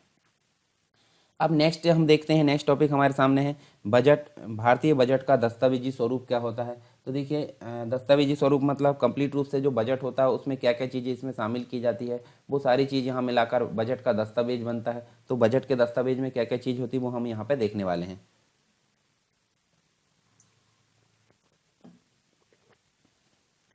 देखिए, पहली चीज़ तो यहाँ देखने को मिलती है वित्त मंत्री का भाषण। यानी कि स्पीच ऑफ फाइनेंस मिनिस्टर। उसके बाद वार्षिक वित्तीय कथन देखने को मिलता है, फिर बजट का सार देखने को मिलता है, वित्त विधेयक देखने को मिलता है, बजट की प्राप्तियाँ, बजट के व्यय, इसके अलावा अनुमान बजट। ये चीज़ें हमको देखने को मिलती है किसके अंतर्गत, यहाँ पे जो भारतीय बजट है उसके दस्तावेजी स्वरूप के अंतर्गत। तो पहली चीज़ देखिए वित्त मंत्री का भाषण। वित्त मंत्री का भाषण मतलब हम देख सकते हैं यहाँ पे देखिए भारत के वित्त मंत्री जो है, चलिए बताइए वर्तमान में वित्त मंत्री कौन है भारत में, तो इसका आंसर आप बताइए कमेंट बॉक्स में। भारत के जो वित्त मंत्री है उसका बजट भाषण दो भागों में विभाजित होता है, ठीक है, दो भागों में विभाजित होता है। तो पहला जो भाग है, पहले भाग के अंतर्गत जो होता है आर्थिक तथ्य, ठीक है, यहाँ पे क्या देखने मिलते हैं, आर्थिक तथ्य देखने को मिलते हैं। और दूसरे भाग में प्रत्यक्ष प्लस अप्रत्यक्ष जो कर है उनके विषय में चर्चा की जाती है, और कर इनके विषय में चर्चा करते हुए देश की आर्थिक नीतियों का विवरण यहाँ पे दिया जाता है। तो ये वित्त मंत्री का भाषण होता है। दूसरा होता है वार्षिक वित्तीय कथन। वार्षिक वित्तीय कथन मतलब एनुअल फाइनेंशियल स्टेटमेंट। तो यहाँ पे इसके अंतर्गत बात करें तो वित्त मंत्री अपने भाषण के दौरान वार्षिक वित्तीय कथन के अंतर्गत आगामी जो वर्ष है, आगामी वर्ष मतलब अगर 20-21 चल रहा है, 20 चल रहा है तो 21 वाला, और 21 चल रहा है तो 22 वाला। तो वित्त मंत्री अपने भाषण के दौरान वार्षिक वित्तीय कथन के अंतर्गत आगामी वित्तीय वर्ष के लिए समस्त जो अनुमानित सरकारी आय है, तो समस्त जो आय है प्लस उसके व्यय है, ये सरकारी आय और सरकारी व्यय है, उस पर विस्तृत टिप्पणी करने का प्रस्तुत मतलब जो है टिप्पणी प्रस्तुत करने का काम करते हैं। साथ ही हम देखें बजट का सार होता है, ठीक है, तो इसको समरी ऑफ बजट बोला जाता है। और इस दस्तावेज में संपूर्ण बजट का संक्षिप्त रूप दिया जाता है, संपूर्ण बजट का संक्षिप्त रूप यहाँ दिया जाता है, ठीक है, जिसमें स्टेट की अगर बात करें तो ये राज्य होगा प्लस यूटी यानी यूनियन टेरिटरी। तो स्टेट और यूनियन टेरिटरी को दी जाने वाली जो धनराशि है उसका विवरण कहाँ होता है, बजट के सार में होता है। उसके बाद देखिए वित्त विधेयक देखने को मिलता है जिसे फाइनेंस बिल बोलते हैं, वित्त विधेयक यानी फाइनेंस बिल बोलते हैं। बजट के इस दस्तावेज के में जो है सरकार द्वारा प्रभावित या प्रस्तावित कर सभी जो कर है, कर प्रणाली का विवरण होता है, ठीक है। साथ ही बजट की प्राप्तियाँ देखने को मिलती है जिसे बजट रिसिप्ट्स बोलते हैं। तो इस भाग की अगर बात करें, इस भाग में सरकार को प्राप्त होने वाली समस्त जो आय है, ठीक है, समस्त आय प्लस घरेलू और विदेशी जो ऋण होते हैं, घरेलू और विदेशी जो ऋण होते हैं, इन सभी का विवरण कहाँ पे होता है, बजट प्राप्तियाँ में होता है। उसके बाद बजट से संबंधित व्यय होते हैं जिन्हें जिन्हें बोला जाता है बजट एक्सपेंडिचर। तो यहाँ पे बजट जो व्यय होते हैं उसके दस्तावेज में सरकार द्वारा व्यय की जाने वाली धनराशि विभिन्न मंत्रालय एवं विभागों की योजनागत और गैर योजनागत मदों के अंतर्गत किए जाने वाले व्यय है उनका विवरण होता है, यानी कि व्यय से संबंधित पूरा लेखा जोखा बजट के व्यय में होता है। फिर एक होती है अनुमान, ये अनुमान नहीं है, ये है अनुदान मांग, ठीक है, ये अनुदान मांग है। तो अनुदान मांग में क्या होता है, अनुदान की मांग में सरकार की मांगों का सारांश यहाँ पे देखने को मिलता है। तो ये अनुदान मांग दस्तावेज में देखने को मिलता है, ठीक है। अनुदान मांगों पर विचार विमर्श करने के लिए क्या होता है, यहाँ पे 26 दिनों की इसकी अवधि होती है। तो ये चीज़ हमको देखने को मिलती है और एक कंप्लीट रूप से देखने को मिलता है भारतीय बजट का दस्तावेजी स्वरूप, ठीक है। तो ये कंप्लीट हमने देखे यहाँ पे। इसके बाद हमको 3 फैक्ट देखने को मिलते हैं, 3 फैक्ट यहाँ पे देखिए। एक तो होता है लेखानुदान, एक होता है प्रत्ययानुदान और एक होता है अपवादान अनुदान, ठीक है, अपवादा अनुदान। तो यहाँ पे होता क्या है, तो पहला तो होता है लेखानुदान। लेखानुदान का मतलब क्या होता है, लेखानुदान यहाँ सबसे पहले तो बात करते हैं आर्टिकल नंबर 116 की, मतलब जो संविधान है, संविधान में आर्टिकल नंबर 116, इसके अंतर्गत हमको ये 3 चीज़ें देखने को मिलती है, ठीक है। कौन कौन सी, लेखानुदान, प्रत्ययानुदान, अपवाद अनुदान। तो पहला होता है लेखानुदान, यानी कि इसको बोला जाता है वोट ऑन अकाउंट, ठीक है, वोट ऑन अकाउंट इसको बोला जाता है। और यह एक अग्रिम व्यवस्था है, अग्रिम व्यवस्था मतलब पहले से, ठीक है। संचित निधि से धन निकालने के लिए विनियोग विधेयक यहाँ पे पारित होना आवश्यक होता है। विनियोग विधेयक का मतलब आर्टिकल नंबर 114 जो होता है संविधान में, विनियोग विधेयक यहाँ पे पारित होना आवश्यक होता है। परंतु यदि किसी कारणवश मतलब किसी वित्तीय वर्ष के कुछ भाग के लिए अनुमानित जो व्यय है उसके हेतु विनियोग विधेयक पारित करना संभव ना हो, तो लोकसभा ऐसे वित्तीय वर्ष के किसी भाग के लिए क्या करता है, भारत की संचित निधि से क्या करते हैं, अग्रिम अनुदान यहाँ पे, मतलब जो संचित निधि है उससे अग्रिम अनुदान दे सकती है। तो ये होता है यहाँ पे लेखानुदान। मतलब अगर बात करें लेखानुदान की, तो संघ सरकार को एक निश्चित अवधि के लिए भारत की संचित निधि से धन निकालने की अनुमति प्रदान की जाती है, तो इसे ही अग्रिम अनुदान कहा जाता है, ठीक है, अग्रिम अनुदान कहा जाता है। मतलब संचित निधि से किसी मतलब जो भारत की संचित निधि से धन निकालने की जो अनुमति है संघ सरकार या केंद्र सरकार को, तो इसी को क्या बोला जाता है, अग्रिम अनुदान यहाँ पे बोला जाता है। दूसरा होता है प्रत्ययानुदान, ठीक है, तो इसको बोला जाता है vote on credit, vote on credit इसको बोला जाता है प्रत्ययानुदान को। और जब किसी सेवा के अति विशाल होने या फिर उसके अनिश्चित स्वरूप के कारण उसकी जो मांग है उसके विवरण को वार्षिक बजट के साथ देना संभव नहीं हो सकता, तो ऐसी जो मांग है उसको क्या करते हैं, लोकसभा में संचित निधि, लोकसभा जो है संचित निधि से धन प्रदान कर सकती है। मतलब किसी अन्य तरीके से उसको अगर जो है वार्षिक मतलब जो है विवरण जो भी मांग है उसके विवरण को वार्षिक बजट के साथ देना संभव नहीं होता, तो लोकसभा के द्वारा ये काम किया जाता है कि वो संचित निधि से इसका जो है अनुदान प्रदान करे, ठीक है, तो इसको क्या बोला जाता है, प्रत्यय अनुदान बोला जाता है। फिर होता है अपवाद अनुदान, मतलब यहाँ पे एक्सेप्शनल ग्रांट्स इसको बोला जाता है, तो एक्सेप्शनल मतलब अपवाद, ठीक है, अपवाद अनुदान यहाँ पे होता है। तो यहाँ देखिए लोकसभा जो होता है किसी विशिष्ट प्रत्यायोजन या किसी विशिष्ट कार्य के लिए, किसी विशिष्ट उद्देश्य के लिए कोई ऐसा अनुदान पारित कर सकती है जो किसी वित्तीय वर्ष की चालू सेवा का भाग नहीं है, अर्थात जो बजट में शामिल नहीं है, इसे अपवाद अनुदान यहाँ पे कहा जाता है, ठीक है, जो बजट में शामिल नहीं है मतलब अपवाद अनुदान इसके अंतर्गत शामिल होते हैं। तो ये तीन चीज़ें हम यहाँ पे देख रहे हैं, लेखानुदान, प्रत्ययानुदान, अपवाद अनुदान, ठीक है। इसके बाद हम देखेंगे बजट के अवयव। तो बजट के अवयव की अगर बात करें तो यहाँ पे बहुत सारी चीज़ें हमको देखने मिलती है बजट के अवयव के अंतर्गत, जैसे इसे कंपोनेंट्स ऑफ बजट बोला जाता है। तो यहाँ देखिए हमको दो चीज़ें देखने को मिलती है बजट के अवयव के अंतर्गत, एक तो सार्वजनिक आय देखने को मिलती है जिसे पब्लिक इनकम बोला जाता है, और दूसरा होता है सार्वजनिक व्यय देखने को मिलता है जिसे पब्लिक एक्सपेंडिचर बोला जाता है, ठीक है। तो दोनों चीज़ों के बारे में हम विस्तार से जानेंगे। पहले हम थोड़ा सा जो है इसके बारे में बेसिक चीज़ें जान लेते हैं, ठीक है। तो यहाँ देखिए एक होता है मतलब जो सार्वजनिक आय है उसके अंतर्गत हम देखें तो एक होती है राजस्व की प्राप्तियाँ, ठीक है, एक होती है पूंजीगत प्राप्तियाँ। अब राजस्व प्राप्तियों के अंतर्गत क्या क्या चीज़ें शामिल की जाती है, एक तो कर जो आय है, कर आय यानी कि हम बोल सकते हैं प्रत्यक्ष और अप्रत्यक्ष दोनों करों से जो प्राप्त होती है वो उसको कर आय बोलते हैं। दूसरी चीज़ होती है लाभ एवं लाभांश से संबंधित आय, उसके बाद मतलब प्राप्तियाँ, ब्याज से संबंधित जो प्राप्तियाँ होती है, करेत्तर या गैर कर से संबंधित जो प्राप्तियाँ होती है, ये चीज़ें हमको देखने को मिलती है, तो इनको विस्तार से हम जानेंगे आगे। फिर उसके बाद देखिए पूंजीगत प्राप्तियों की अगर बात करें तो पूंजीगत प्राप्तियों के अंतर्गत हमको देखने को मिलता है निवल घरेलू ऋण यहाँ देखने को मिलता है, उसके बाद निवल विदेशी ऋण देखने को मिलता है, निवल का मतलब शुद्ध होता है, ठीक है, शुद्ध घरेलू ऋण देखने को मिलता है, शुद्ध विदेशी ऋण, फिर ऋण की वापसी देखने को मिलती है, लोक लेखा प्राप्तियाँ देखने को मिलती है। तो ये कंप्लीट रूप से राजस्व प्राप्तियाँ और पूंजीगत प्राप्तियाँ दोनों मिलकर क्या बनाती है, सार्वजनिक आय यहाँ पे बनाती है जो बजट है उसके अवयव के रूप में। अब उसके बाद देखिए हमको देखने को मिलता है क्या, सार्वजनिक व्यय। सार्वजनिक व्यय के अंतर्गत भी यहाँ पे दो चीज़ें शामिल की जाती है, कौन कौन सी, एक तो राजस्व व्यय शामिल किया जाता है, दूसरा होता है पूंजीगत व्यय। अब यहाँ बात करें राजस्व व्यय की, तो राजस्व व्यय के अंतर्गत क्या क्या चीज़ें शामिल की जाती है, राजस्व व्यय के अंतर्गत हमको देखने को मिलता है गैर विकासात्मक जो राजस्व व्यय है वो देखने को मिलता है। दूसरा यहाँ देखें तो हमको एक चीज़ और देखने को मिलती है विकासात्मक राजस्व व्यय। अब यहाँ गैर विकासात्मक राजस्व व्यय के अंतर्गत सरकारी सेवाओं पर होने वाला जो व्यय है, सरकार की जो सब्सिडी है, सरकारी सब्सिडी, ब्याज का भुगतान, सरकारी अनुदान, ये सभी चीज़ें देखने को मिलती है किसके अंतर्गत, गैर विकासात्मक राजस्व व्यय के अंतर्गत। उसके बाद देखिए विकासात्मक राजस्व व्यय की अगर बात करें तो सामाजिक एवं सामुदायिक जो सेवाएं है उस पर किया जाने वाला व्यय, उसके बाद सामान्य आर्थिक सेवाओं पर किया जाने वाला व्यय जिसके अंतर्गत विदेशी व्यापार एवं निर्यात संवर्धन पर व्यय होता है, कृषि एवं सहायक सेवाओं पर होने वाला व्यय, विद्युत सिंचाई एवं बाढ़ नियंत्रण पर जो व्यय होता है वो शामिल किया जाता है, परिवहन एवं संचार संबंधी व्यय, लोक निर्माण से संबंधित व्यय, राज्यों व केंद्र शासित प्रदेशों को अनुदान, उसके बाद राज्यों को सांविधिक अनुदान, ये सभी चीज़ें किसके अंतर्गत शामिल की जाती है, ये शामिल की जाती है विकासात्मक राजस्व व्यय के अंतर्गत। अब होता है एक पूंजीगत व्यय। तो पूंजीगत व्यय क्या होता है, वे व्यय जो भविष्य के वर्षों में भी लाभ प्रदान करते रहेंगे, ठीक है।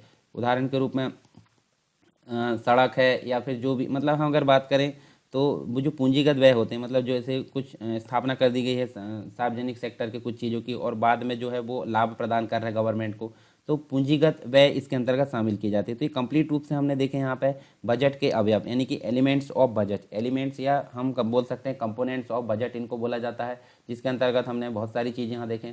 अब यहाँ हम जो है विस्तार से इसके बाद हम देखेंगे जो बाकी की चीज़ है वो यहाँ पे देखेंगे। तो थोड़े सा और देख लेते हैं, जैसे दो चीज़ और यहाँ देखिए पूंजी मतलब यहाँ पे हमको राजस्व की प्राप्तियां देखने को मिलती है और एक होती है पूंजीगत प्राप्तियां। तो देखिए ये जो होती है जिसे रेवेन्यू रिसिप्ट बोला जाता है और यहाँ पे कैपिटल रिसिप्ट बोला जाता है। तो ये जो होती है प्राप्तियां सरकार की देयता की जो स्थिति उसको प्रभावित नहीं करती, परंतु ये जो सरकार की देयता है उसकी स्थिति को प्रभावित करती है। इससे परिसंपत्तियां कम हो जाती है अथवा देनदारियां जो होती है वो बढ़ते जाती है। फिर यहाँ राजस्व प्राप्तियां में राजस्व प्राप्तियां भावी यानी भविष्य की जो पीढ़ी है उसके लिए कोई कर का भार उत्पन्न नहीं करती, परंतु ये जो होती है भविष्य की जो पीढ़ी है उसके लिए दायित्व उत्पन्न करती है, यानी कि भार उत्पन्न करती है। उधार लिया गया ऋण अपनी अदायगी के लिए भविष्य की जो पीढ़ी है उसके लिए दायित्व होता है। फिर यहाँ देखिए जो राजस्व प्राप्ति है उसका उच्च स्तर, जैसे कर की प्राप्तियाँ अर्थव्यवस्था इसकी बेहतर वित्तीय स्थिति को जो है प्रकट करता है।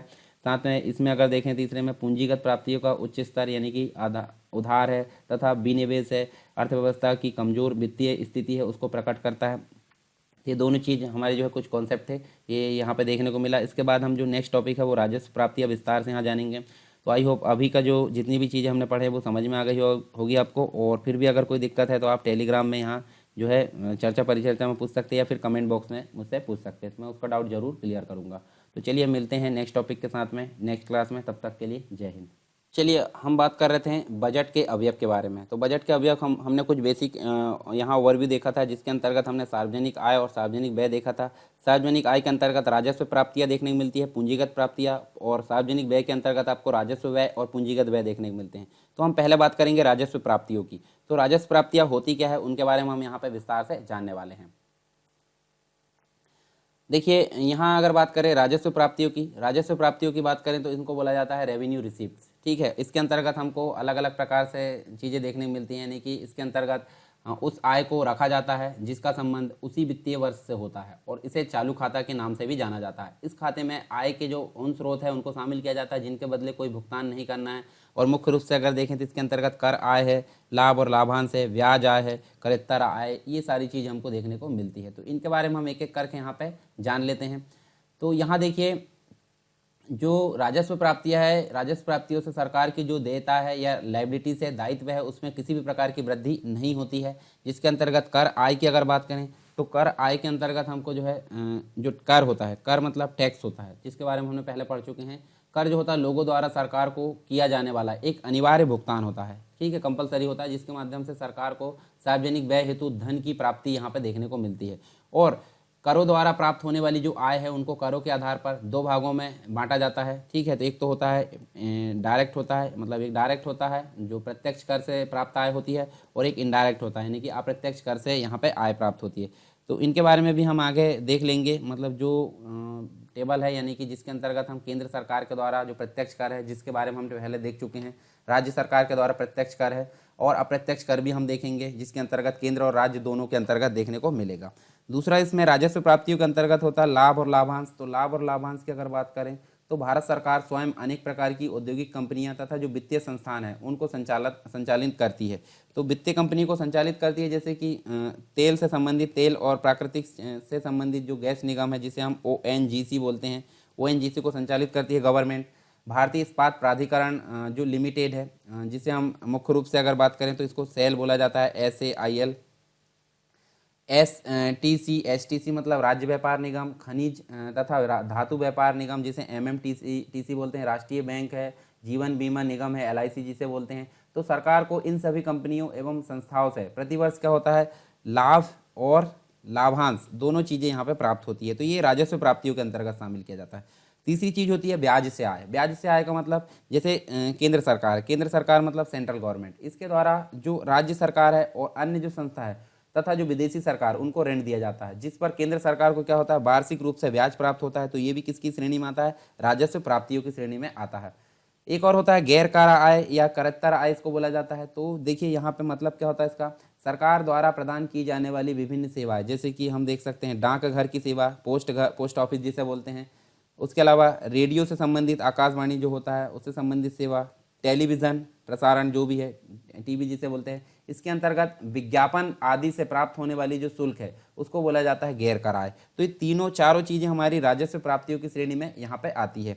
दूसरा जो प्रकार था हमारा राजस्व के बाद पूंजीगत प्राप्तियाँ। पूंजीगत प्राप्तियाँ क्या होती है, तो देखिए सरकार की ऐसी प्राप्तियाँ जो जो या तो परिसंपत्ति यानी संपत्तियों के विक्रय से प्राप्त होती है, या फिर जिनके कारण सरकार की जो लाइबिलिटी है या देयता है या फिर जो दायित्व है उनमें वृद्धि होती है, तो इनको बोला जाता है पूंजीगत प्राप्तियां। मतलब इसके अंतर्गत क्या होता है, आय के उन समस्त स्रोतों को रखा जाता है जिनके बदले में सरकार को कुछ भुगतान करना आवश्यक होता है, परंतु ये भुगतान उसी वित्तीय वर्ष में न होकर आगामी वित्तीय वर्ष में होता है।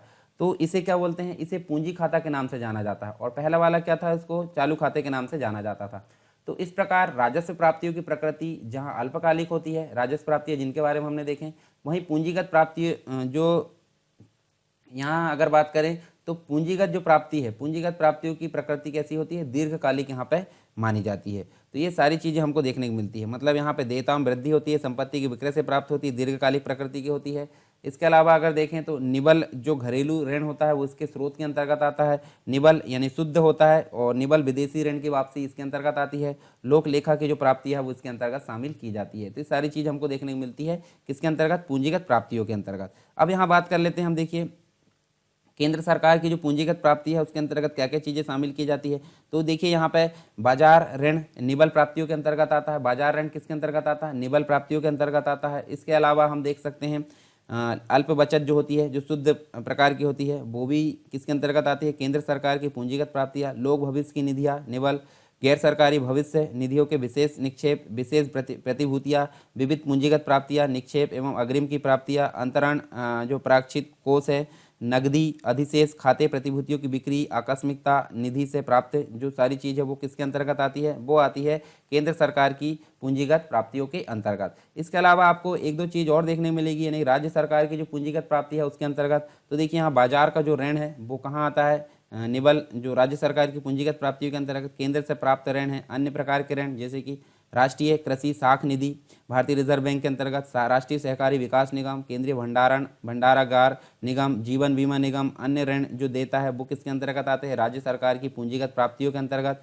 साथ में राज्य भविष्य निधियाँ निबल, विविध पूंजीगत प्राप्तियाँ, अंतर्राज्यीय निपटान प्राप्तियाँ, आरक्षित निधियाँ, निक्षेप एवं अग्रिम, अंतरण, सस्पेंस एवं विविध खाते, ये सभी किसके अंतर्गत आते हैं, ये पूंजीगत प्राप्तियाँ। तो हमने यहाँ देखें केंद्र सरकार के अंतर्गत और राज्य सरकार, दोनों चीज़ यहाँ पे हमने देखें। इसके बाद हम देखने वाले हैं कुछ और इम्पॉर्टेंट चीज़ जिसके अंतर्गत निबल घरेलू ऋण जिनके बारे में हमने बात किए थे। निबल घरेलू ऋण क्या होता है, तो निबल घरेलू ऋण यानी कि शुद्ध जो घरेलू ऋण होता है उसकी बात करें यहाँ पे, तो ये इसके अंतर्गत जो निबल घरेलू ऋण है उससे क्या मतलब होता है, तो उन सरकारी प्रपत्र जिसके अंतर्गत बात करें तो जो बॉन्ड्स होते हैं, ठीक है, बॉन्ड्स होते हैं यहाँ पे। इसके अलावा अगर देखें तो कुछ सिक्योरिटीज़ होती हैं यानी प्रतिभूति होती है, तो इनके द्वारा अर्जित आय से इसका मतलब होता है, यानी निबल घरेलू ऋण का मतलब बॉन्ड या प्रतिभूतियों से प्राप्त अर्जित आय जिनका प्रयोग भारत सरकार जो है धन को प्राप्त करने या धन को वसूलने के लिए करती है।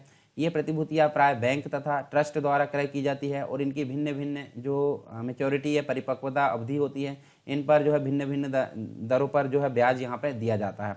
उसके अलावा निबल विदेशी ऋण की अगर बात करें तो निबल विदेशी ऋण में हम क्या देख सकते हैं, यहाँ पे सरकार को विदेशी सरकार जो होती है, विदेशी वाणिज्यिक बैंक होते हैं, अंतर्राष्ट्रीय मौद्रिक संस्थाएं होती है, उससे ऋण प्राप्त होता है तथा विगत वर्षों में प्राप्त हुए ऋण पर ब्याज भी देना होता है। तो ये हम देख सकते हैं सभी नए ऋणों में से विगत वर्षों के जो ऋण होते हैं उस पर इस वर्ष चुकाए जाने वाले जो ब्याज होते हैं उसकी मात्रा घटाने पर क्या होता है, निबल विदेशी ऋण यहाँ पे प्राप्त होता है। एक और होता है ऋण वापसी। सरकार ने पिछले वित्तीय वर्ष में राज्य सरकारों, सार्वजनिक निगमों या फिर कोई अन्य संस्था हो सकती है या कोई विदेश की सरकार होती है, उनको यदि ऋण दिया है, ऋण मतलब लोन दिया है, तो उसके जिस भाग की वापसी चालू वित्तीय वर्ष में होती है तो उसे क्या बोलते हैं, ऋण की वापसी के अंतर्गत रखा जाता है। लास्ट होता है लोक लेखा की प्राप्तियाँ। तो लोक लेखा की प्राप्तियाँ क्या होती है, सरकार जो होती है बैंकिंग संस्थाओं का नियंत्रक होने के साथ साथ बैंकर्स के रूप में भी कार्य करती है। डाकघरों में सावधि जमाएं, लघु बचत तथा विभिन्न प्रकार के बचत पत्र, किसान विकास पत्र आदि समय समय पर जारी करती है। तो इन सबसे जो निबल आय प्राप्त होती है वो किसके अंतर्गत शामिल होती है, वो लोक लेखा प्राप्तियों के अंतर्गत शामिल होती है। इसके अलावा हम देख सकते हैं यहाँ पे, देखिए हमने एक चीज़ देखे थे वहाँ पे जो मतलब यहाँ पे देखिए प्राप्तियाँ देख लेते। तो अब हम बात करेंगे यहाँ पे सार्वजनिक व्यय, जो सार्वजनिक प्राप्तियाँ है और सार्वजनिक आय जिसे बोलते थे, अब सार्वजनिक व्यय हम देखेंगे। सार्वजनिक व्यय के अंतर्गत दो चीज़ें होती है। तो पहले तो हम देखें सरकार के जो बजट है उसमें सर्वप्रथम चालू वित्तीय वर्ष में होने वाले जो व्यय है उसके अनुमान लगाए जाते हैं और सरकार द्वारा किए जाने वाले संपूर्ण जो सार्वजनिक व्यय है उनको यहाँ पे देखा जाता है। तो हमने जो बजट के अवयव है उसमें सार्वजनिक आय देखे थे, जिसके अंतर्गत राजस्व प्राप्ति और पूंजीगत प्राप्तियों के बारे में हमने पढ़ा। और अब बात करेंगे दूसरा जो अवयव था सार्वजनिक व्यय, जिसके अंतर्गत दो प्रकार के व्यय यानी राजस्व व्यय था और एक पूंजीगत व्यय। तो राजस्व व्यय को यहाँ रेवेन्यू एक्सपेंडिचर बोलते हैं और पूंजीगत व्यय को यहाँ कैपिटल एक्सपेंडिचर बोलते हैं। तो पहले तो हम बात करेंगे राजस्व व्यय की। तो राजस्व व्यय होता क्या है? राजस्व व्यय के अंतर्गत हमको जो है बजट में गैर विकासात्मक तथा विकासात्मक व्यय के रूप में देखा जाता है, जो दो प्रकार हमने देखे थे। और जो राजस्व व्यय है उसमें हम देख सकते हैं सरकारी सेवा पर होने वाला व्यय इसके अंतर्गत आता है, ब्याज की अदायगी इसके अंतर्गत आती है, अनुदान यहाँ पे आता है, उसके अलावा सब्सिडी आती है। तो सभी चीज़ यहाँ पे विस्तार से देख लेते हैं एक एक करके। पहली चीज़ की अगर बात करें, सरकारी जो सेवा है उस पर होने वाला जो व्यय है, यानी कि सरकार के व्यय का ये जो मुख्य कारण कल्याणकारी योजना होती है। कल्याणकारी योजना मतलब लोगों के हित के लिए जो काम किए जाते हैं। और समाज कल्याण हेतु सरकार कई प्रकार की सेवा उपलब्ध कराती है, जैसे प्रतिरक्षा सेवा यानी कि डिफेंस से रिलेटेड, प्रशासकीय सेवा, ठीक है, एडमिनिस्ट्रेटर से रिलेटेड, आर्थिक सेवा, योजनाएं संबंधित, सामाजिक सेवाएं, सामुदायिक सेवाएं जो हॉस्पिटल है और जो भी जनता की सेवा के लिए उपलब्ध होती है उनको समाज कल्याण के लिए कल्याणकारी योजनाओं के अंतर्गत रखा जाता है।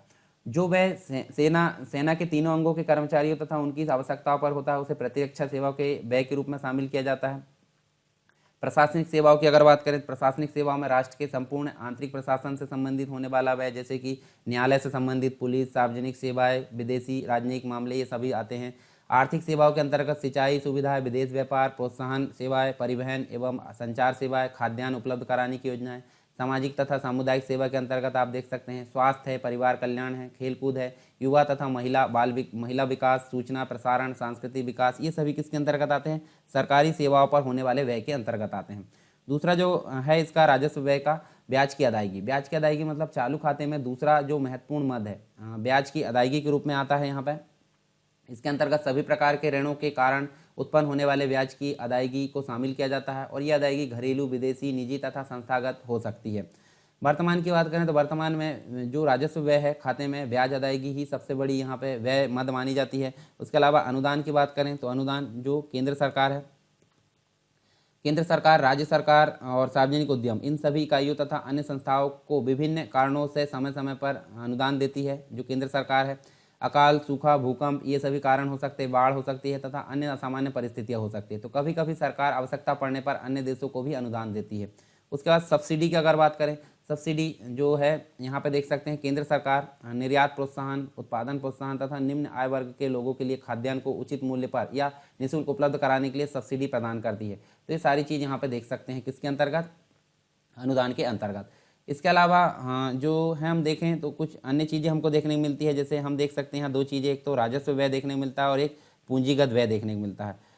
तो इन दोनों में हम देख सकते हैं, देखिए राजस्व व्यय जो होता है सरकार की परिसंपत्ति या देयता की स्थिति को प्रभावित नहीं करता। इससे जो होता है परिसंपत्ति तथा देनदारियों में वृद्धि या कमी नहीं होती, मतलब कोई यहाँ पे वृद्धि या कमी नहीं होती, परंतु यहाँ पे जो है देनदारियाँ कम या ज़्यादा हो सकती है। फिर राजस्व व्यय आर्थिक सहायता तथा सुरक्षा के लिए किया गया व्यय अधिकतर लोगों के कल्याण से संबंधित होता है, परंतु ये पूंजीगत व्यय जो होता है सार्वजनिक निवेश है, यानी कि जीडीपी में वृद्धि पर ध्यान केंद्रित किया जाता है।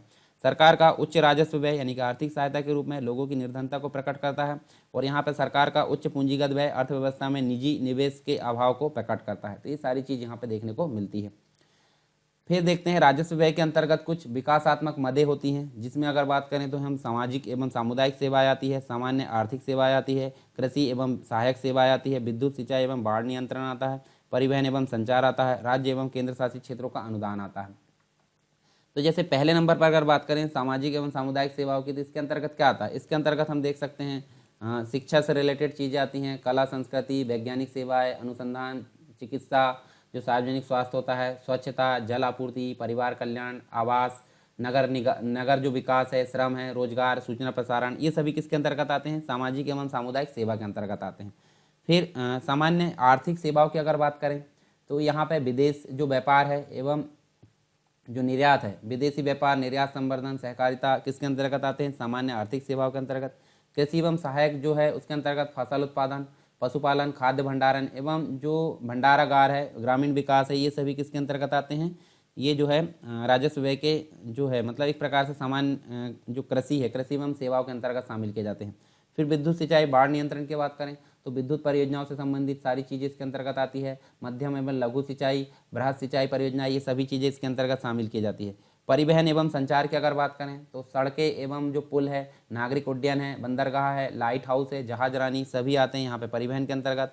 राज्यों एवं केंद्र शासित जो क्षेत्र है उसकी अगर बात करें तो यहाँ देखिए ग्रामीण जलापूर्ति योजनाएं, ग्रामीण सड़कें, ग्रामीण रोजगार जो है एक चीज़, मतलब ग्रामीण रोजगार से संबंधित, पिछड़े वर्गों का कल्याण, अनुसूचित जाति जनजातियों के लिए विशेष केंद्रीय सहायता, विविध अनुदान इसके अंतर्गत शामिल किए जाते हैं। इसके अलावा एक होता है राज्यों को संवैधानिक अनुदान, यानी कि अगर बात करें आर्टिकल नंबर 275 की, तो इसके अंतर्गत तथा रेलगाड़ी जो भाड़े है उस पर कर के बदले दिया जाने वाला अनुदान इसके अंतर्गत शामिल किया जाता है। तो ये सभी चीज़ें यहाँ पे आती है राजस्व व्यय के अंतर्गत। कुछ विकासात्मक मदें, विकास के लिए की जाने वाली जो व्यय है उसको हम विकासात्मक मदों के रूप में शामिल करते हैं। तो ये राजस्व व्यय की बात हो गई, यानी कि यहाँ पे हमने देखे रेवेन्यू एक्सपेंडिचर। अब बात कर लेते हैं पूंजीगत व्यय। तो पूंजीगत व्यय जो मतलब जो सार्वजनिक व्यय है उसका दूसरा पार्ट है, जो कि बजट का एक एलिमेंट है, यानी कि अवयव माना जाता है। और पूंजीगत व्यय के खाते में उन मदों को शामिल किया जाता है जिनमें व्यय तो चालू वर्ष में किया जाता है, किंतु जिनसे सामाजिक जो कल्याण है उसमें वृद्धि चालू वर्ष के साथ साथ आगामी वर्षों में भी होते रहती है। जैसे यदि सरकार लोगों के स्वास्थ्य कल्याण हेतु किसी जिले में चिकित्सालय की स्थापना करे तो सरकार को 2 प्रकार का व्यय यहाँ पे करना होता है, ठीक है। अस्पताल के भवन तथा स्थायी परिसंपत्तियों के लिए यहाँ पे करना होता है, ठीक है। 2 प्रकार यहाँ देख सकते हैं, मतलब सामाजिक कल्याण हेतु यहाँ वृद्धि होती है, चिकित्सालय की स्थापना देखने को मिलती है, डॉक्टर तथा नर्सों की नियुक्ति ये देखने को मिलती है। ये सारी चीज़ें किसके अंतर्गत आती है? पूंजीगत व्यय के अंतर्गत शामिल की जाती है। तो ये आप देख सकते हैं यहाँ पे। इसके अलावा हम अगर बात करें तो हम जो है इसके बाद के जो टॉपिक है नेक्स्ट आने वाली जो क्लास है उसमें देखेंगे, जो भी इसके बाद देखेंगे, यानी वित्त विधेयक से रिलेटेड और अन्य जो चीज़ें हैं इसके बाद हम यहाँ पे देखने वाले हैं। तो आई होप सारी चीज़ें आपको क्लियर हुई होगी। फिर भी अगर कोई डाउट है तो आप कमेंट बॉक्स में मुझे बताइए, मैं उसका जो है सॉल्यूशन आपको ज़रूर यहाँ पे प्रदान करूँगा, ठीक है। चलिए अब हम बात करेंगे यहाँ पे वित्त विधेयक के बारे में। वित्त विधेयक जिसे हम फाइनेंस बिल बोलते हैं, और अभी हमारे चल रहा है बजट एवं राजकोषीय नीति से संबंधित यहाँ पे क्लास चल रही है, लेक्चर चल रहे हैं, जिसमें मुख्य रूप से देखिए हम बहुत सारी चीज़ें यहाँ पे पढ़ चुके हैं और अभी हम देखेंगे वित्त विधेयक के बारे में। और ये हम देखें तो अभी हमारा जो कंप्लीट बजट एवं राजकोषीय नीति यहाँ पर कंप्लीट हो जाएगी।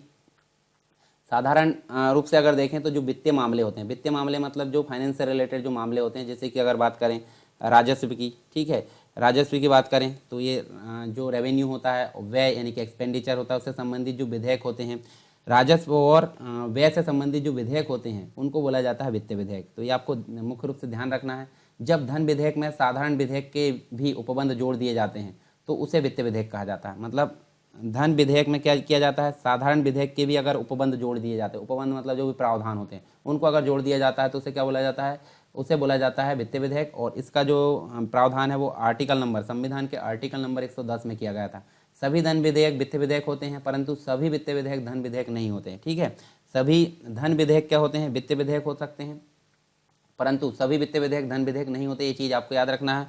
और वित्त विधेयक केवल लोकसभा में प्रस्तुत किए जाते हैं, राज्यसभा में नहीं किए जाते, और इसके लिए राष्ट्रपति की पूर्व अनुमति आवश्यक होती है। साधारण विधेयक के समान इसे दोनों सदनों में पारित होना आवश्यक होता है। राज्यसभा की अगर बात करें, राज्यसभा इसमें संशोधन कर सकती है या अस्वीकार कर सकती है। दोनों सदनों में असहमति होने पर जो संयुक्त बैठक है उसका भी प्रावधान होता है। और राष्ट्रपति इसे पुनर्विचार के लिए सदन में लौटा सकता है, सदन में लौटा सकता है राष्ट्रपति, क्योंकि आपको पता है लोकसभा प्लस राज्यसभा और प्लस प्रेसिडेंट, इन तीनों की सहमति आवश्यक है किसी भी विधेयक को यहाँ पे पास करने के लिए, ठीक है। कोई कानून बने या कोई विधेयक पास हो, अध्यादेश हो, सभी चीज़ों के लिए यहाँ पे तीनों जन की सहमति यहाँ पे आवश्यक होती है।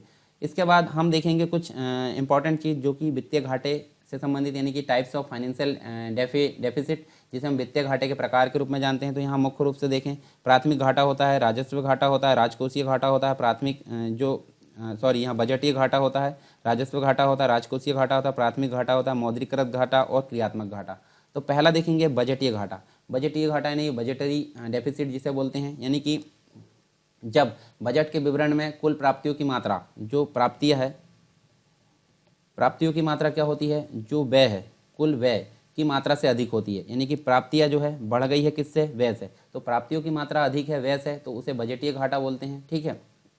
उसके बाद अगर बात करें राजस्व घाटा की, तो यहाँ देखिए राजस्व घाटा क्या होता है, रेवेन्यू डिफिसिट इसको बोलते हैं। तो जब जो प्राप्तियाँ होती है, ठीक है, राजस्व जो प्राप्तियाँ होती है कुल राजस्व व्यय से कम होती है, यानी कि अभी कम हो गई, यहाँ पे ज़्यादा थी, अभी जो है क्या हो गई, व्यय से कम हो गई। तो व्यय से कम हो गई तो इसको क्या बोलेंगे, राजस्व घाटा इसको बोला जाता है। फिर राजकोषीय घाटे की अगर बात करें तो राजकोषीय घाटे के अंतर्गत जब जो सरकार है यानी गवर्नमेंट है, कुल व्यय मतलब दोनों आते हैं, राजस्व व्यय और पूंजीगत व्यय। कुल व्यय और तथा उसकी कुल आय मतलब राजस्व आय और कुल जो पूंजीगत आय है दोनों। तो यहाँ देखिए जो सरकार का जो कुल व्यय है, व्यय क्या होता है, कुल आय से अधिक होता है। कुल व्यय जो है कुल आय से अधिक होता है, तो इसे राजकोषीय घाटा बोलते हैं। जबकि हमने पहले देखे हैं सिर्फ जो राजस्व प्राप्तियाँ और पूंजीगत प्राप्तियों की बात करें, यहाँ पे हमने दोनों चीज़ें यानी बजटीय जो चीज़ है यानी कुल प्राप्तियों की मात्रा जो होती है कुल व्यय से अधिक होती है तो वो कहलाता है बजटीय घाटा। और कुल व्यय की मात्रा अगर अधिक है राजस्व की कुल व्यय की मात्रा अधिक है तो राजस्व घाटा। परंतु राजस्व और पूंजीगत जो व्यय होते हैं वो ज़्यादा होते हैं किससे, राजस्व और पूंजीगत आय से या प्राप्तियों से, तो वो कहलाता है राजकोषीय घाटा। फिर प्राथमिक घाटा होता है। अच्छा, राजकोषीय घाटे को फिस्कल डेफिसिट बोला जाता है। फिर प्राथमिक घाटा की अगर बात करें तो इसको बोला जाता है प्राइमरी डेफिसिट। प्राइमरी डेफिसिट की अगर बात करें तो जब राजकोषीय घाटे में ब्याज अदायगी को घटा दिया जाता है, यानी राजकोषीय जो घाटा निकला फिस्कल डेफिसिट, उससे ब्याज की जो अदायगी है उसको अगर माइनस कर दिया जाएगा तो उसे बोला जाता है प्राथमिक घाटा। और तीसरा मतलब नेक्स्ट जो होता है मौद्रिकृत घाटा, जिसे मोनेटाइज डेफिसिट बोला जाता है। जब घाटे की स्थिति वित्तीय व्यवस्था को नोट निर्गमन के द्वारा पूरा किया जाता है, यानी कि जब घाटा हो जाता है तो आरबीआई के द्वारा क्या किया जाता है, नोटों का निर्गमन किया जाता है। नोट निर्गमन के द्वारा इस घाटे को पूरा किया जाता है, तो इसे मौद्रीकृत घाटा बोला जाता है। ठीक है, मौद्रीकरण या मौद्रीकृत घाटा इसको बोला जाता है। फिर एक और होता है क्रियात्मक घाटा। क्रियात्मक घाटा का मतलब स्फीति या जो भी स्फीति होती है समायोजित राजकोषीय घाटे को समायोजित राजकोषीय घाटे को क्रियात्मक घाटा कहा जाता है। क्रियात्मक घाटा के अंतर्गत सकल राजकोषीय घाटा माइनस स्फीतिक जो समायोजन है उसको घटाया जाता है। तो इस प्रकार कुछ बेसिक यहाँ पे फैक्ट्स थे, इनको हमने देख लिए। इसके अलावा हम जो है बजट से संबंधित जो संवैधानिक प्रावधान है उनकी बात करेंगे। तो यहाँ 3 प्रकार के प्रावधान हमको देखने को मिलते हैं। कौन कौन से, एक तो भारत की संचित निधि आर्टिकल नंबर 266 में देखने को मिलती है, जिसके अंतर्गत विनियोग विधेयक भी हमको देखने मिलेगा। भारत का सार्वजनिक लेखा 266 के 2 में देखने को मिलेगा। भारतीय आकस्मिक निधि 267 में देखने को मिलेगी। तो यहाँ देखिए भारत की संचित निधि की अगर बात करें तो इस कोष की समस्त प्राप्तियों को जमा के अंतर्गत तथा समस्त भुगतानों को व्यय के अंतर्गत रखा जाता है। इसके अंतर्गत विनियोग विधेयक भी आता है, जो कि विनियोग विधेयक आर्टिकल नंबर 114 में यह स्पष्ट किया गया है कि संचित निधि से कोई भी धन विनियोग विधेयक के द्वारा ही निकाला जा सकता है। इसके साथ ही हम देखें तो नेक्स्ट जो है आर्टिकल नंबर 266 का 2 यानी भारत का सार्वजनिक लेखा और भारत सरकार द्वारा या जो है इसकी ओर से प्राप्त सभी अन्य सार्वजनिक राशियाँ, मतलब इनमें उन राशियों को छोड़ दिया जाता है जो भारत की संचित निधि में जमा की जाती है। तो ये जो होती है सार्वजनिक लेखा से संबंधित जो है ये देखने को मिलती है। भारतीय जो आकस्मिक निधि की अगर बात करें तो आर्टिकल नंबर 266 में देखने को मिलता है, 67 में देखने को मिलता है। यहाँ पे जो आकस्मिक निधि है उसके बारे में बात करें तो यहाँ देखिए भारतीय संविधान द्वारा संसद को भारतीय आकस्मिक निधि यानी कि कंटेजेंसी जो फंड है उसकी स्थापना देखने को मिलती है और अधिकृत रूप से ये स्थापना की गई है, जिसमें समय समय पर कानून द्वारा निर्धारित राशियाँ जमा की जाती है। 1950 की अगर बात करें, वर्ष 1950 की, तो इसमें भारतीय संसद द्वारा भारतीय आकस्मिक निधि अधिनियम पारित किया गया और इस निधि को किसके नियंत्रण में रखा जाता है, राष्ट्रपति के नियंत्रण में देखने को मिलती है। संसद द्वारा अनुमति देने से पूर्व किसी आकस्मिक व्यय की पूर्ति के लिए राष्ट्रपति इसमें से अग्रिम भुगतान भी कर सकता है। तो ये 3 प्रकार के प्रावधान है किसके अंतर्गत, बजट के प्रावधान है संविधान के अंतर्गत। तो हमने तीनों चीज़ें यहाँ देखें। अब बात कर लेते हैं इंपॉर्टेंट चीज़ बजट के प्रकार। बजट के प्रकार क्या क्या हो सकते हैं। तो जो बजट है यानी टाइप्स ऑफ बजट है, बजट की जो प्रक्रिया है उसके दौरान विभिन्न प्रकार के जो है सरकारी हस्तक्षेप, सरकारी कल्याणकारी स्वरूप, देश के हित आदि के आधार पर बजट के अनेक प्रकार यहाँ विकसित हो गए हैं। जैसे कि अगर बात करें आम बजट है, निष्पादन बजट है, परिणाम उन्मुख बजट है, लैंगिक बजट है, शून्य आधारित बजट। तो ये 5 प्रकार के बजट हम देखेंगे। तो आम बजट को एक प्रकार से जनरल बजट भी बोला जाता है, जनरल बजट या ट्रेडिशनल बजट इसको बोला जाता है। तो वर्तमान समय में आम बजट जो है, आम बजट का प्रारंभिक रूप पारंपरिक बजट कहलाता है। ठीक है, और इसका प्रमुख उद्देश्य क्या है, विधायिका यानी कि लेजिस्लेटिव, कार्यपालिका यानी कि एग्जीक्यूटिव, इस पर जो है वित्त मंत्रालय नियंत्रण रखता है। ठीक है, नियंत्रण रखना है वित्त मंत्रालय का। तो यहाँ हम देख सकते हैं इस बजट में सरकार के आय व्यय का विवरण होता है और इस प्रकार के जो बजट है उसमें सरकार आने वाले वित्तीय वर्ष में कितना खर्च करेगी इसका उल्लेख करती है, परंतु इससे जो है क्या लाभ होंगे इसका विवरण इसमें नहीं दिया जाता। और इस प्रकार के जो बजट है उसका उद्देश्य सरकारी व्यय पर नियंत्रण करना और विकास करना होता है। दूसरा जो होता है निष्पादन बजट, निष्पादन मतलब परफॉर्मेंस बजट इसको बोला जाता है, यानी कि इसको सर्वप्रथम निष्पादन बजट का जो प्रारंभ है वो यूएसए यानी कि संयुक्त राज्य अमेरिका में हुआ था और इसमें किसी कार्य के संभावित परिणाम को आधार बनाकर बजट का निर्माण किया जाता है। भारत में निष्पादन बजट को जो है कार्यपूर्ति बजट या उपलब्धि बजट भी इसको कहा जाता है। इसके अंतर्गत कुछ विशेष चीज़ें हमको देखने मिलती है। जैसे आप देखें निष्पादन बजट की मुख्य विशेषता है तो यह है क्रियोन्मुख जो है बजट या परिणाम उन्मुख बजट इसको बोला जाता है। इसमें सरकार की नीतियाँ और जो कार्यक्रम उसका विवरण होता है और इसमें व्यय की मदों के स्थान पर किए जाने वाले जो कार्य है उसका अधिक महत्व होता है। इसके अंतर्गत सरकार की उपलब्धियों का मूल्यांकन लागत के संदर्भ में किया जाता है। यह पारदर्शी बजट प्रणाली है, अत्यधिक सरल होने के कारण यह आसानी से समझ में आता है। तो ये चीज़ें हमको देखने को मिलती हैं यहाँ पर। चलिए नेक्स्ट जो बजट है वो परिणाम उन्मुख बजट कहलाता है। परिणाम उन्मुख का मतलब होता है आउटकम बजट। तो यहाँ भारत में परिणाम उन्मुख बजट जो है मुख्य रूप से वर्ष 2005 में पहली बार प्रस्तुत किया गया था और जिसके अंतर्गत इसका विवरण प्रस्तुत करना आवश्यक होता है। आम बजट में आवंटित धनराशि का विभिन्न मंत्रालय एवं विभागों ने जो है किस प्रकार उपयोग किया, ये चीज़ें देखने को मिलती है। और यह जो बजट है सभी मंत्रालय एवं विभागों के कार्य प्रदर्शन हेतु एक मापक का कार्य भी करता है। जैसे कि सेवा है, विनिर्माण प्रक्रिया है, क्रियान्वयन एवं उनका मूल्यांकन कार्यक्रमों को और अधिक बेहतर बनाने में इसमें सहायता मिलती है। फिर एक और होता है लैंगिक बजट, जिसे जेंडर बजट बोला जाता है। तो इस बजट के द्वारा जो है जो महिला होती है, फीमेल जो पर्सन होते हैं, महिलाओं के विकास, कल्याण और सशक्तिकरण से संबंधित योजनाएं और कार्यक्रमों हेतु प्रतिवर्ष एक निर्धारित राशि की व्यवस्था करती है। फिर होता है शून्य आधारित बजट, यानी जीरो बेस्ड बजट इसको बोला जाता है। तो शून्य आधारित बजट में प्रत्येक कार्य का जो है निर्धारण शून्य आधार पर किया जाता है। शून्य आधार पर किया जाता है मतलब हम देख सकते हैं यहाँ मुख्य रूप से क्या किया जाता है, पुराने जो व्यय है उसके आधार पर नए व्यय का निर्धारण नहीं किया जाता है, बल्कि प्रत्येक कार्य हेतु जो है नए बिंदुओं को निर्धारित किया जाता है। इसलिए इसे शून्य बजट बोला जाता है। इस बजट को सूर्यास्त बजट भी कहा जाता है, सनसेट बजट भी इसको कहा जाता है। ठीक है, तो ये तो हो गए हमारे बजट के कुछ प्रकार हमने देखे। इसके अलावा आप एक चीज़ और देखिए, जैसे राजस्व बजट है और पूंजीगत बजट। तो थोड़ा सा जान लीजिए, यहाँ पर राजस्व बजट में सरकार की राजस्व प्राप्तियाँ तथा राजस्व व्यय शामिल होते हैं और पूंजीगत बजट में सरकार की पूंजीगत प्राप्तियाँ और पूंजीगत व्यय इसमें शामिल होते हैं। ठीक है, यहाँ पर राजस्व बजट जो है सरकार की परिसंपत्ति देयता की स्थिति से संबंधित नहीं होता, बल्कि ये संबंधित होता है। राजस्व बजट लोगों के कल्याण पर ध्यान केंद्रित करता है, जैसे कि आर्थिक सहायता, जैसे मनरेगा है। यहाँ पे जो होता है पूंजीगत बजट सार्वजनिक निवेश के द्वारा जीडीपी में समृद्धि पर केंद्रित होता है। फिर राजस्व बजट में उच्च राजस्व प्राप्तियों के कारण पूंजीगत बजट में पूंजीगत प्राप्तियों की कमी देखने को मिलती है। यहाँ पूंजीगत बजट में उच्च पूंजीगत प्राप्तियाँ, उधार तथा विनिवेश, सरकार को राजस्व बजट में राजस्व प्राप्तियाँ, ये चीज़ें यहाँ पे देखने को मिलती है।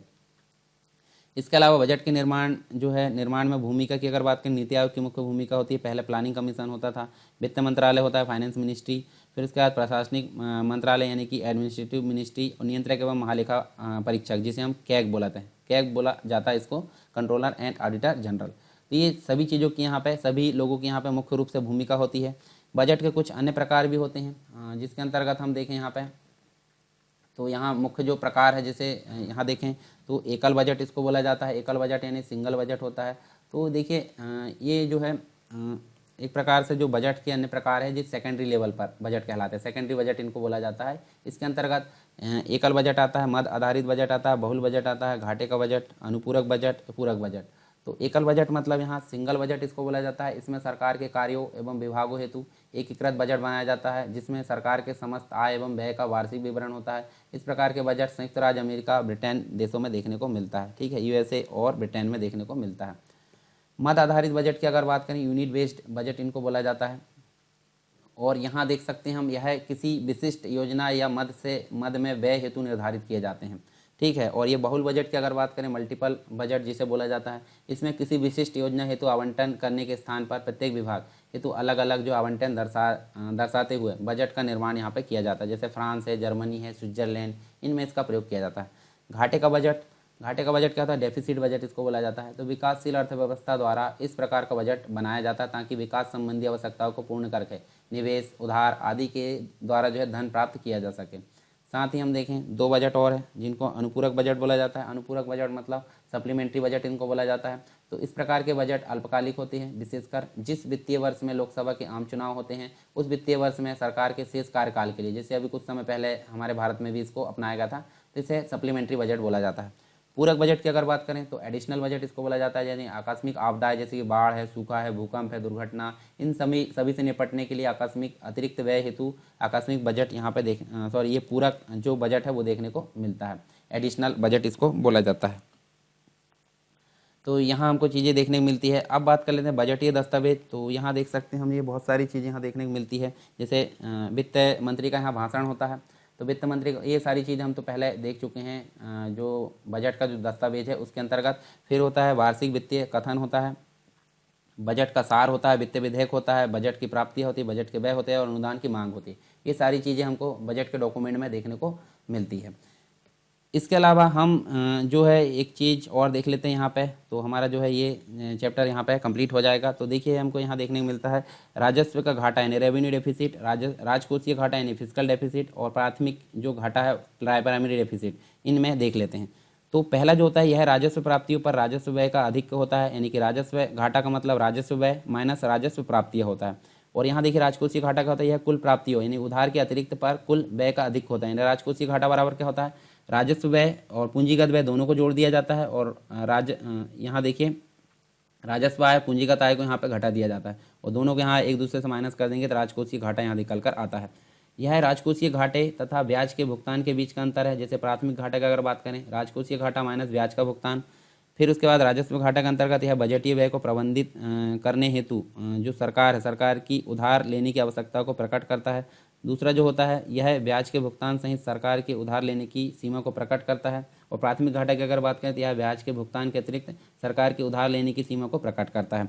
फिर राजस्व घाटा में देखिए आप, यह जो होता है उच्च घाटा, जो उच्च राजस्व घाटा होता है निम्न कर जो प्राप्तियाँ होती तथा आर्थिक सहायता पर उच्च व्यय के कारण उत्पन्न होता है, और यह देश में संपूर्ण निर्धनता को प्रकट करता है। पर यहाँ राजकोषीय घाटे में अगर देखें तो उच्च राजकोषीय घाटा उधार के रूप में हम देखें तो देश में राजकोषीय जो अनुशासन है उसके अभाव को प्रकट करता है। यह सकल घरेलू उत्पाद यानी जीडीपी तथा जो है संवृद्धि की प्रक्रिया को में बाधा डालता है। फिर प्राथमिक घाटा जो होता है उधार की आवश्यकताओं को प्रकट करता है। जब वर्तमान ऋण पर जो है ब्याज के भुगतान को छोड़ दिया जाता है तो या उसकी अवहेलना की जाती है, तो ये प्राथमिक घाटा के अंतर्गत देखने को मिलता है। तो यहाँ देखिए हमने बजट के अंतर्गत बहुत सारी चीज़ें यहाँ पे कंप्लीट की है। आई होप सारी चीज़ें आपको क्लियर हुई होगी। फिर भी अगर कोई डाउट है तो आप कमेंट बॉक्स में बताइए। आप टेलीग्राम चैनल और जो ग्रुप है चर्चा परिचर्चा उत्तर लेखन ग्रुप, उनको ज्वाइन कर सकते हैं, जिससे आपको काफ़ी लाभ होगा। और ये बजट वाला जो चैप्टर है वो हमारा यहाँ पर कंप्लीट हो चुका है। इसके बाद जो बाकी की चीज़ें वो हम यहाँ पर देखेंगे यूनिट फर्स्ट के अंतर्गत। मतलब हमारा जो है MPPSC जो मेंस है, मेंस के अंतर्गत पेपर 2 है, पेपर 2 के अंतर्गत पार्ट बी उसकी इकाई फर्स्ट हमारी चल रही है। तो इकाई फर्स्ट हमारी जल्दी यहाँ पे कंप्लीट होगी। उसके बाद हम सेकंड यूनिट जो है कंप्लीट करेंगे, फिर धीरे धीरे हमारी 5 यूनिट यहाँ पे कंप्लीट हो जाएगी। तो चलिए मिलते हैं नेक्स्ट क्लास में, तब तक के लिए जय हिंद।